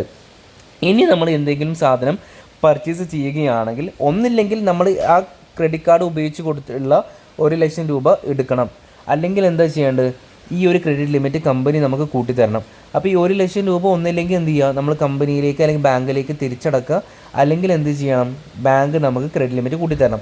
സിമിലർലി ഈ ഒരു കേസ് തന്നെയാണ് നമുക്ക് കമ്പനിയിൽ വരുന്നത്. കമ്പനീൻ്റെ കേസിൽ ഈ ക്രെഡിറ്റ് കാർഡിൻ്റെ കേസ് വരുന്ന സമയത്ത് ഈ ക്രെഡിറ്റ് കാർഡിൻ്റെ ബേസിൻ്റെ പോലെ തന്നെ കമ്പനി ഒരു പുതിയ കസ്റ്റമറിനെ ഒരു നമ്പർ അല്ലെങ്കിൽ ഒരു എംപ്ലോയി ഒരു പെർസ്പെക്റ്റീവിൽ എഴുതും. ഇപ്പോൾ എക്സാമ്പിൾ പറയുകയാണെങ്കിൽ ഒരു നമ്പറിൽ എഴുതാണ്, ഇതിപ്പോൾ നമ്മളെ കസ്റ്റമർ 1 ആണ് എന്നുള്ള രീതിയിൽ എഴുതാണ്, അല്ലെങ്കിൽ എന്തെങ്കിലും ഒരു അഡ്രസ്സ് കൊടുത്തിട്ട് എഴുതാണ്. എന്നിട്ട് ഇവരെ ഒരു ലിമിറ്റ് കമ്പനി സെറ്റ് ചെയ്യും 10 ലക്ഷം. 10 ലക്ഷം രൂപയ്ക്ക് ഇവന് ഓൾറെഡി സാധനം മേടിച്ചു, അപ്പോൾ ഇവൻ്റെ ലിമിറ്റ് ഫില്ലായി. ഇനിയിപ്പം പിന്നെയും സാധനം മേടിക്കുന്ന സമയത്ത് ആദ്യമായിട്ട് ഇവൻ മേടിച്ചിട്ടുള്ള സാധനം 10 ലക്ഷം രൂപേൻ്റെ എമൗണ്ട് തിരിച്ച് തന്നിട്ടില്ലെങ്കിൽ ഇവൻ്റെ ക്രെഡിറ്റ് ലിമിറ്റ് ഇവൻ മാക്സിമം ഉപയോഗിച്ചിട്ടുണ്ട്. അപ്പോൾ ചില കമ്പനീസ് എന്ത് ചെയ്യുന്നു വെച്ചിട്ടുണ്ടെങ്കിൽ നീ 10 ലക്ഷം രൂപ തിരിച്ചടച്ചാൽ മാത്രമേ നിനക്ക് നീ പർച്ചേസ് ചെയ്യാൻ പറ്റുള്ളൂ എന്ന് പറയും. പക്ഷേ ചില കമ്പനീസ് എന്ത് ചെയ്യും? ഈ 10 ലക്ഷം രൂപയുള്ള ലിമിറ്റ് കൂട്ടിയിട്ട് 70 ലക്ഷം രൂപയാക്കി കൊടുക്കും. അതാണ് ഈ ഒരു പോയിന്റിൽ പറയുന്നത്. Block the order until customer has paid outstanding invoices to take the balance back below the credit limit. പിന്നെ ഈ സി പോയിന്റ് നോക്ക്, credit controller monitors outstanding receivable balances to identify overdue balances.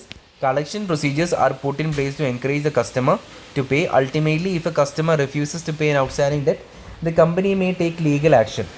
ഇവിടെ പറയുന്നൊരു കാര്യം എന്താണെന്ന് വെച്ചിട്ടുണ്ടെങ്കിൽ, ക്രെഡിറ്റ് കൺട്രോളർ എന്ത് ചെയ്യും, ഔട്ട്സ്റ്റാൻഡിങ് റിസീവബിൾസ് എന്ന് പറഞ്ഞിട്ടുണ്ടെങ്കിൽ നല്ല റിസീവബിൾസ് ആണെന്നല്ല കേട്ടോ, കിട്ടാനുള്ള പൈസ എത്രയുണ്ട് എന്ന് നോക്കും. അതായത് ഓവർ ഡ്യൂ ആയിട്ടുണ്ട്. ഇപ്പോൾ നമ്മൾ 10-ാം തീയതി തരണമെന്ന് പറഞ്ഞു, 10-ാം തീയതി കഴിഞ്ഞു തന്നിട്ടില്ലെങ്കിൽ നമുക്ക് തരാനുള്ള ക്യാഷ് എന്തായി, ഓവർ ഡ്യൂ ആയി. അപ്പോൾ ക്രെഡിറ്റ് കൺട്രോൾ നോക്കും എത്രയ്ക്ക് ക്യാഷ് നമുക്ക് കിട്ടാനുള്ളത്, അതെന്തെങ്കിലും ഓവർ ഡ്യൂ ആയിട്ടുണ്ടോ, ഇനി എന്തെങ്കിലും കളക്ഷൻ പ്രൊസീജിയേഴ്സ് നമ്മൾ മാറ്റേണ്ട ആവശ്യമുണ്ടോ, അല്ലെങ്കിൽ കസ്റ്റമേഴ്സ് പേയ്മെൻറ്റ് തരാൻ വേണ്ടിയിട്ട് നമ്മൾ ഇനി എന്തെങ്കിലും ഡിസ്കൗണ്ട് എന്തെങ്കിലും കൊടുക്കണോ എന്നുള്ള രീതിയിൽ ഇവരെന്ത് ചെയ്യുന്നുണ്ട്, അനലൈസ് ചെയ്യുന്നുണ്ട്. എന്നിട്ട് അനലൈസ് ചെയ്തതിന് ശേഷം മാത്രമാണ് ഇവരൊരു കറക്റ്റായിട്ടുള്ള ഒരു തീരുമാനത്തിലേക്ക് എത്തുക. ഇപ്പോൾ ഇനി ആ കസ്റ്റമർ പേയ്മെൻറ്റ് ഇനി തരുമില്ല എന്ന് മനസ്സിലാക്കുന്ന സമയത്താണ് നമ്മൾ ഈ ഫാക്ടേഴ്സിനെല്ലാം ഏർപ്പെടുത്തുക. എന്നിട്ട് ഫാക്ടേഴ്സ് നമുക്ക് വേണ്ടിയിട്ട് അവിടെ പോയിട്ട് എന്ത് കളക്ട് ചെയ്യും, ക്യാഷ് കളക്ട് ചെയ്യും. ഓക്കെ, ഇനി എന്ത് ചെയ്തിട്ടും കസ്റ്റമർ പേയ്മെൻറ്റ് തന്നിട്ടില്ലെങ്കിൽ നമുക്ക് എന്ത് ചെയ്യാൻ വേണ്ടി പറ്റും, ആ കസ്റ്റമറിനെതിരെ ലീഗലായിട്ടുള്ള ആക്ഷനിലേക്ക് മുന്നിലേക്ക് പോവാം. പിന്നെ monitoring cash and managing working. നമ്മൾ കമ്പനിയിൽ ഡേ ടു ഡേ ആയിട്ടുള്ള കാര്യങ്ങൾക്ക് ആവശ്യമായിട്ടുള്ള ക്യാപിറ്റൽ നമ്മൾ വർക്കിംഗ് ക്യാപിറ്റൽ എന്ന് പറയാം അല്ലേ.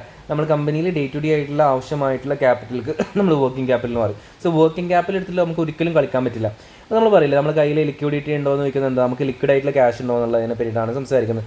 നമ്മൾ പറഞ്ഞില്ലേ, കോഫി ഡേയുടെ ആൾ എന്തിനാണ് സൂസൈഡ് ചെയ്തത്, അയാൾ കയ്യിൽ ലിക്വിഡ് ആയിട്ടുള്ള ക്യാഷ് ഉണ്ടായിരുന്നില്ല, അല്ലെങ്കിൽ കയ്യിൽ വർക്കിംഗ് ക്യാപിറ്റൽ ഉണ്ടായിരുന്നില്ല.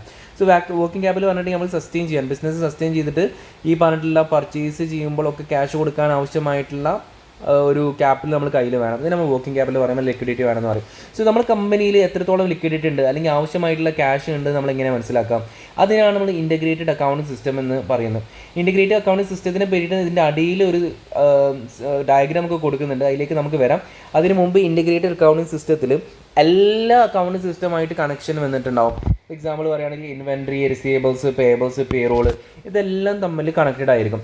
ഈ കണക്റ്റഡ് ആയത് എന്തിനാണെന്ന് വെച്ചിട്ടുണ്ടെങ്കിൽ നമ്മൾ കയ്യിൽ എത്രത്തോളം ക്യാഷ് ആപ്റ്റായിട്ടുണ്ട്, എത്രത്തോളമാണ് പ്രിസൈസ് ആയിട്ടുള്ളത് എന്ന് കണ്ടെത്താൻ വേണ്ടിയിട്ടാണ് ഇൻ്റഗ്രേറ്റഡ് അക്കൗണ്ടിംഗ് സിസ്റ്റം നമ്മൾ ഉപയോഗിക്കുന്നത്. സോ ഇൻ്റഗ്രേറ്റഡ് അക്കൗണ്ടിംഗ് സിസ്റ്റം ഉപയോഗിച്ചിട്ടുണ്ടെങ്കിൽ നമ്മൾ കമ്പനീസിൻ്റെ എല്ലാ മൊഡ്യൂൾസിലൂടെ ഇത് പോകും. എല്ലാത്തിലൂടെയും പോയിട്ട് നമ്മൾ കമ്പനിയിൽ എത്രത്തോളം ലിക്വിഡ് ആയിട്ടുള്ള ക്യാഷ് ഉണ്ട് നമുക്ക് മനസ്സിലാക്കാൻ വേണ്ടി പറ്റും. സോ അത് മനസ്സിലാക്കിയിട്ടുണ്ടെങ്കിൽ നമ്മൾ ഇപ്പോഴത്തെ ഫിനാൻഷ്യൽ സിറ്റുവേഷനും നമ്മൾ ഇപ്പോഴത്തെ ലിക്വിഡിറ്റി മനസ്സിലാക്കാം. ഇപ്പോൾ നമ്മുടെ കമ്പനിയിൽ എത്ര പൈസയുള്ളത്, ഇപ്പോൾ നമ്മുടെ കയ്യിൽ ക്യാഷ് ഷോർട്ടേജസ് എന്തെങ്കിലും ഉണ്ടോ, ഇനി നമ്മൾ എവിടെയെങ്കിലും മേടിക്കേണ്ട ആവശ്യമുണ്ടോ എന്നുള്ളതിനെ പറ്റിയൊക്കെ മനസ്സിലാക്കാം. അങ്ങനെ മനസ്സിലാക്കുന്ന സമയത്ത് നമുക്ക് ക്യാഷ് കൂടുതലുണ്ട്, അതായത് വർക്കിംഗ് ക്യാപിറ്റലിനെക്കാളും കൂടുതൽ നമ്മളെ ക്യാഷ് ഉണ്ടെന്ന് മനസ്സിലാക്കാം. വർക്കിംഗ് ക്യാപിറ്റൽ എന്താ, നമുക്ക് ബിസിനസ് മുന്നിലേക്ക് എല്ലാ ദിവസവും ചെയ്തു പോകാൻ ആവശ്യമായിട്ടുള്ള ക്യാപിറ്റലാണ്. അതിനേക്കാളും കൂടുതൽ ക്യാഷ് നമ്മളെ കയ്യിൽ ഉണ്ടെങ്കിൽ നമ്മൾക്ക് അതിനെന്താ പറയാം, ക്യാഷ് സർപ്ലസ് ഉണ്ടെന്ന് പറയാം, ലിക്വിഡിറ്റി നമുക്ക് കൂടുതലാണെന്ന് പറയാം. അപ്പോൾ കയ്യിൽ കൂടുതൽ ക്യാഷ് വെച്ചിട്ടും കാര്യമില്ല, നമുക്ക് അപ്പോൾ എന്ത് ചെയ്യാം, ആ കമ്പനിയിൽ കൂടുതൽ എക്സ്ട്രാ ഉള്ള ക്യാഷിനെ പോയിട്ട് ഇൻവെസ്റ്റ് ചെയ്യാൻ വേണ്ടി പറ്റും ഒരു അപ്രോപ്രിയേറ്റ് ടൈമിലേക്ക്, നമുക്ക് അഡീഷണൽ റിട്ടേൺസ് കിട്ടാൻ വേണ്ടിയിട്ട്. ഇതൊക്കെയാണ് ലുലു ഒക്കെ ചെയ്യുന്നത് അല്ലേ.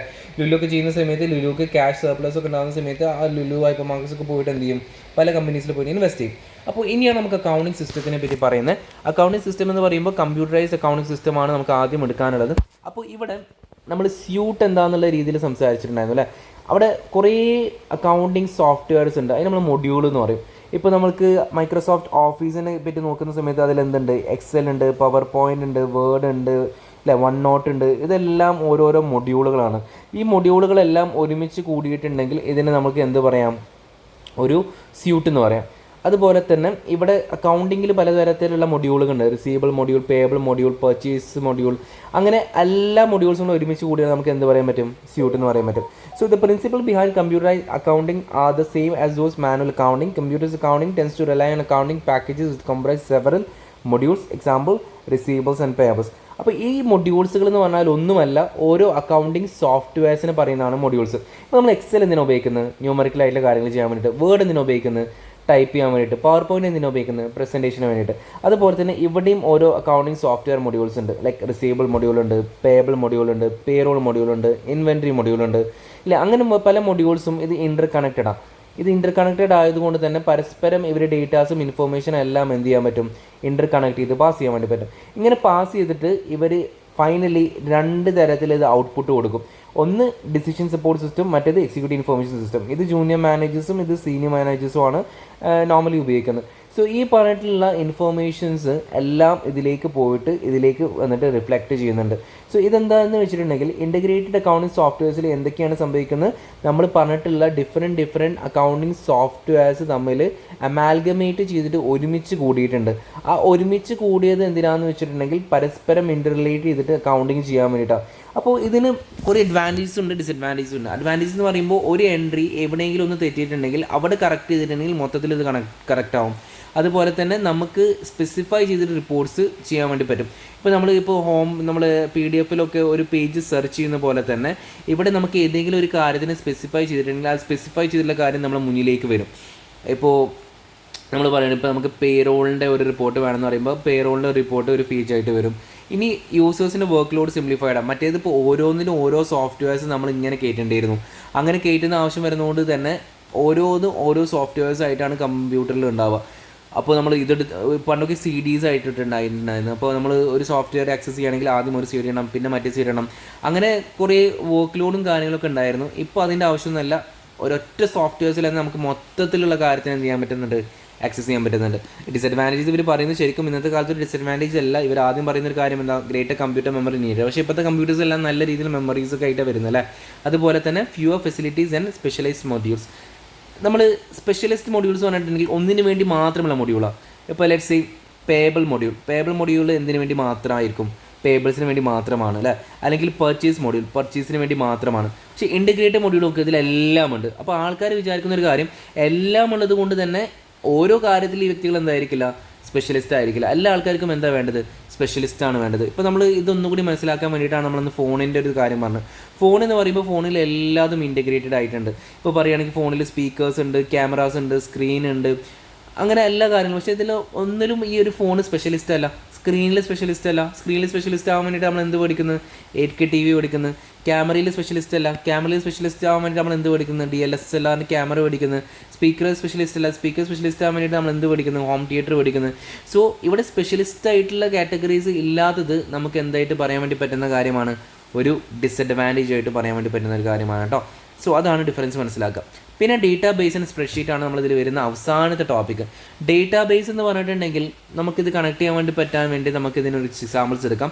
ഡേറ്റാബേസിലാണ് നമ്മൾ സ്റ്റോർ ചെയ്യുന്നത്. പല കമ്പനീസിൻ്റെ പലതരത്തിലുള്ള ഫിനാൻഷ്യൽ ഇൻഫർമേഷൻസും ഡേറ്റാസും കാര്യങ്ങളും എല്ലാം നമ്മൾ സ്റ്റോർ ചെയ്യുന്നത് കമ്പനീസിൻ്റെ ഡേറ്റാബേസിലാണ്. ഡേറ്റാബേസ് എന്താണെന്ന് മനസ്സിലാക്കണമെങ്കിൽ നമുക്ക് അതിലേക്ക് കണക്ട് ചെയ്യാൻ വേണ്ടി പറ്റുന്ന കുറച്ച് കാര്യങ്ങൾ എക്സാമ്പിൾസ് എടുക്കാം. എക്സാമ്പിൾ എടുക്കാൻ വേണ്ടി പറ്റുന്നത് ഒന്ന് iCloud ഉണ്ട്, പിന്നെ OneDrive ഉണ്ട്, പിന്നെ Google Drive ഉണ്ട്. ഇപ്പോൾ ഈ iCloud നമുക്ക് ആക്സസ് ചെയ്യണമെങ്കിൽ നമ്മൾ ഉപയോഗിക്കുന്ന ഒരു സോഫ്റ്റ്വെയർ എന്ന് പറഞ്ഞിട്ടുണ്ടെങ്കിൽ iOS ആണ്. OneDrive നമുക്ക് ആക്സസ് ചെയ്യണമെങ്കിൽ ഉപയോഗിക്കാൻ വേണ്ടി പറ്റുന്ന സോഫ്റ്റ്വെയർ എന്ന് പറയുമ്പോൾ Windows OS ആണ്, അല്ലെങ്കിൽ മൈക്രോസോഫ്റ്റിൻ്റെ Windows OS ആണ്. Google Drive നമ്മൾ ആക്സസ് ചെയ്യാൻ വേണ്ടി പറ്റുന്ന ഒരു സോഫ്റ്റ്വെയർ എന്ന് പറയുമ്പോൾ Android ആണ്. ഇതെല്ലാം ഒരു ഓപ്പറേറ്റിംഗ് സിസ്റ്റം അല്ലേ. ഇതിൽ ഉപയോഗിക്കുന്ന എന്താണ്, സ്റ്റോറേജ് ലൊക്കേഷൻസും ആണ്. സോ ഇത് നമുക്ക് ഇതിലേക്ക് കണക്ട് ചെയ്യാൻ വേണ്ടി പറ്റും. ഈ പറഞ്ഞിട്ടുള്ള കാര്യത്തിനെ നമുക്ക് എന്തായിട്ട് പറയാം, ഡേറ്റാ ബേസസ് ആയിട്ട് പറയാം. അതുപോലെ തന്നെ ഇവിടെ ഈ കൊടുത്തിട്ടുള്ള ഓപ്പറേറ്റിംഗ് സിസ്റ്റത്തിനെ നമുക്ക് എന്തിലേക്ക് കണക്ട് ചെയ്യാം, ഡേറ്റാബേസ് മാനേജ്മെൻറ്റ് സിസ്റ്റത്തിലേക്ക് കണക്ട് ചെയ്യാം.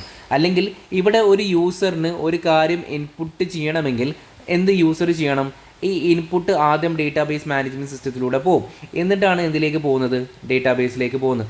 അല്ലെങ്കിൽ ഈ പറഞ്ഞിട്ടുള്ള ഏതെങ്കിലും ഒരു സെയിൽസ് സ്റ്റാഫിന് ഒരു കാര്യം ഡേറ്റാബേസിലുള്ളത് അറിയണമെങ്കിലും അപ്ലിക്കേഷൻ ഉപയോഗിച്ചിട്ട് ആദ്യം ഡേറ്റാബേസ് മാനേജ്മെൻറ്റ് സിസ്റ്റത്തിലൂടെ പോകും, എന്നിട്ടാണ് അത് എന്തിലേക്ക് ആക്സസ് വരുന്നത്, ഡേറ്റാബേസിലേക്ക് ആക്സസ് വരുന്നത്. സോ ഡേറ്റാബേസിൻ്റെ കേസ് നമുക്ക് നോക്കുന്ന സമയത്ത് ഡേറ്റാബേസിന് നമുക്ക് പറയാൻ വേണ്ടി പറ്റുന്നൊരു കാര്യമാണ് iCloud, OneDrive, Google Drive.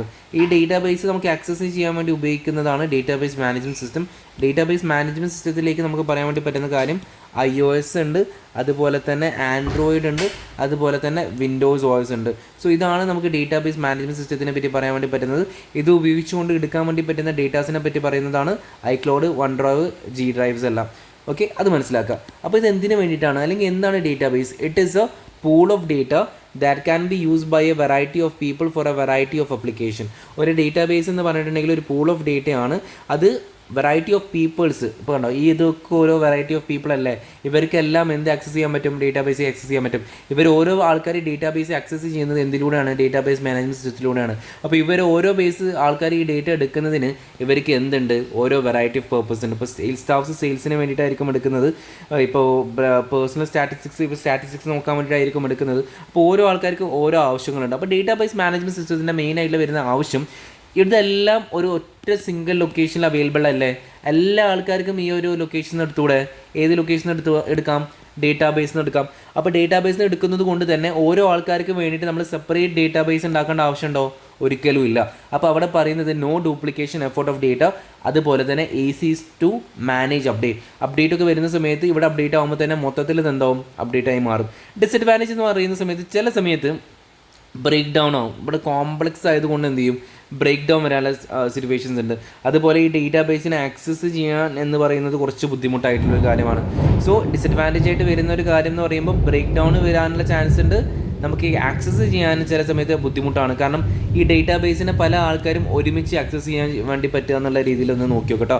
ഇപ്പോൾ നമ്മളൊരു വൈഫൈ ഒക്കെ ഒരു ആൾക്ക് ഹോട്ട്സ്പോട്ടായിട്ട് കൊടുക്കുകയാണ്. പല ആൾക്കാർ വൈഫൈ ഉപയോഗിക്കുന്ന സമയത്ത് വൈഫൈൻ്റെ സ്പീഡ് കുറയാനുള്ള ചാൻസ് അല്ലേ. അല്ലെങ്കിൽ നമ്മൾ എക്സാമിൻ്റെ ടൈമിലെല്ലാം വെബ്സൈറ്റ് ആക്സസ് ചെയ്യാൻ വേണ്ടി നോക്കുന്ന സമയത്ത് നമുക്ക് വെബ്സൈറ്റ് ആക്സസ് ചെയ്യാൻ വേണ്ടി പറ്റില്ല, കാരണം ഇവിടെ ട്രാഫിക് കൂടുതലാണ്. അതുപോലെ തന്നെ എല്ലാ ആൾക്കാരും ഈ ഡേറ്റാബേസ് ആക്സസ് ചെയ്യാൻ വേണ്ടി നോക്കുന്ന സമയത്ത് ഇത് മൊത്തത്തിൽ എന്താവാനുള്ള ചാൻസ് ഉണ്ട്, സ്റ്റക്ക് ആവാനുള്ള ചാൻസ് ഉണ്ട്. അതാണ് ഇവിടെ എന്ത് പറയുന്നത്, ആക്സസ് ഇഷ്യൂസ് എന്നുകൊണ്ട് ഉദ്ദേശിക്കുന്നത്. സ്പ്രെഡ്ഷീറ്റ് നമ്മൾ കണ്ടില്ലേ, സ്പ്രെഡ്ഷീറ്റ് എന്ന് പറയുമ്പോൾ വിൻഡോസ് എക്സലിലൊക്കെ വരുന്ന ഒരു സംഭവമാണ്. അവിടെ റോൾസ് ഉണ്ട്, അതുപോലെ തന്നെ കോളംസ് ഉണ്ട്. അപ്പോൾ റോസും കോളംസും ഒക്കെ ഒരുമിച്ച് കൂടിയിട്ടുള്ള ഒരു ഇലക്ട്രോണിക് പീസ് ഓഫ് പേപ്പർ എന്ന് പറയുന്നതാണ് spreadsheet. Spreadsheet is essentially electronic piece of paper divided in rows and columns with build in pencil, eraser and calculator. It provides easy way of performing numerical calculations. So എക്സലിൻ്റെ ഒരു example ഇവിടെ കൊടുത്തിട്ടുണ്ട്. എക്സലിൻ്റെ ഏറ്റവും വലിയൊരു benefit എന്ന് പറയുന്ന സമയത്ത് ഏതെങ്കിലും ഒരു ഭാഗത്ത് തെറ്റ് കറക്റ്റ് ചെയ്തിട്ടുണ്ടെങ്കിൽ അവിടെ മൊത്തത്തിൽ അതെന്ത് ചെയ്യും, കറക്റ്റ് ആവും. സോ ഇതൊക്കെയാണ് ബേസിക്കലി ഈ ഒരു ചാപ്റ്ററിൽ മെയിനായിട്ട് പറയുന്നത്. അപ്പോൾ നമ്മൾ എന്തൊക്കെ കാര്യങ്ങളാണ് സംസാരിച്ചത്, അക്കൗണ്ടിങ് ഫംഗ്ഷൻസിനെ പറ്റി പറഞ്ഞു, അക്കൗണ്ടിങ്ങിൽ വരുന്ന പലതരത്തിലുള്ള ഫംഗ്ഷൻസ് എന്താണ് ഇതിനെപ്പറ്റി സംസാരിച്ചു, എക്സ്റ്റേണൽ റിപ്പോർട്ട്സിനെ പറ്റി സംസാരിച്ചു, ഇത് ക്രിയേറ്റ് ചെയ്യുന്ന ആളതിനെ ഫിനാൻഷ്യൽ അക്കൗണ്ടിനെ പറ്റി സംസാരിച്ചു, ഇൻറ്റേർണൽ റിപ്പോർട്ട്സിനെ പറ്റി സംസാരിച്ചു, ക്രിയേറ്റ് ചെയ്യുന്ന ആളെ പറ്റി സംസാരിച്ചു, അതുപോലെ സിസ്റ്റം റിക്വയർമെൻറ്റ്സിനെ പറ്റി പറഞ്ഞു. ഓരോ ബിസിനസ്സിൻ്റെ സിസ്റ്റത്തിൻ്റെ ബിസിനസ് റിക്വയർമെൻറ്റ് എങ്ങനെ വരിക, അതിൻ്റെ size of business, volume of transaction, nature of business, location, dispersion of the ബിസിനസ്സിൻ്റെ ബേസിസിൽ. പിന്നെ മെയിൻ സിസ്റ്റത്തിനെ പറ്റി പറയുന്നുണ്ട്. സെയിൽസ് ഇൻവോയ്സ് എങ്ങനെ ചെയ്യേണ്ടത് നമ്മൾ മനസ്സിലാക്കി, പർച്ചേസ് ഇൻവോയ്സിങ് എങ്ങനെ നടത്തുന്നത് നമുക്ക് മനസ്സിലാക്കി, പേറോൾ മനസ്സിലാക്കി, ക്രെഡിറ്റ് കൺട്രോൾ മനസ്സിലാക്കി. അക്കൗണ്ടിങ് സിസ്റ്റത്തിൽ വരുന്നതാണ് കമ്പ്യൂട്ടറൈസ്ഡ് അക്കൗണ്ട് സിസ്റ്റം ഉണ്ട്, ഇൻറ്റഗ്രേറ്റഡ് അക്കൗണ്ട് സോഫ്റ്റ്വെയർസ് ഉണ്ട്, ഡേറ്റാബേസും സ്പ്രെഡ്ഷീറ്റ്സും ഉണ്ട്. സോ ബേസിക്കലി ഇതാണ് ഈ ഒരു ചാപ്റ്റർ.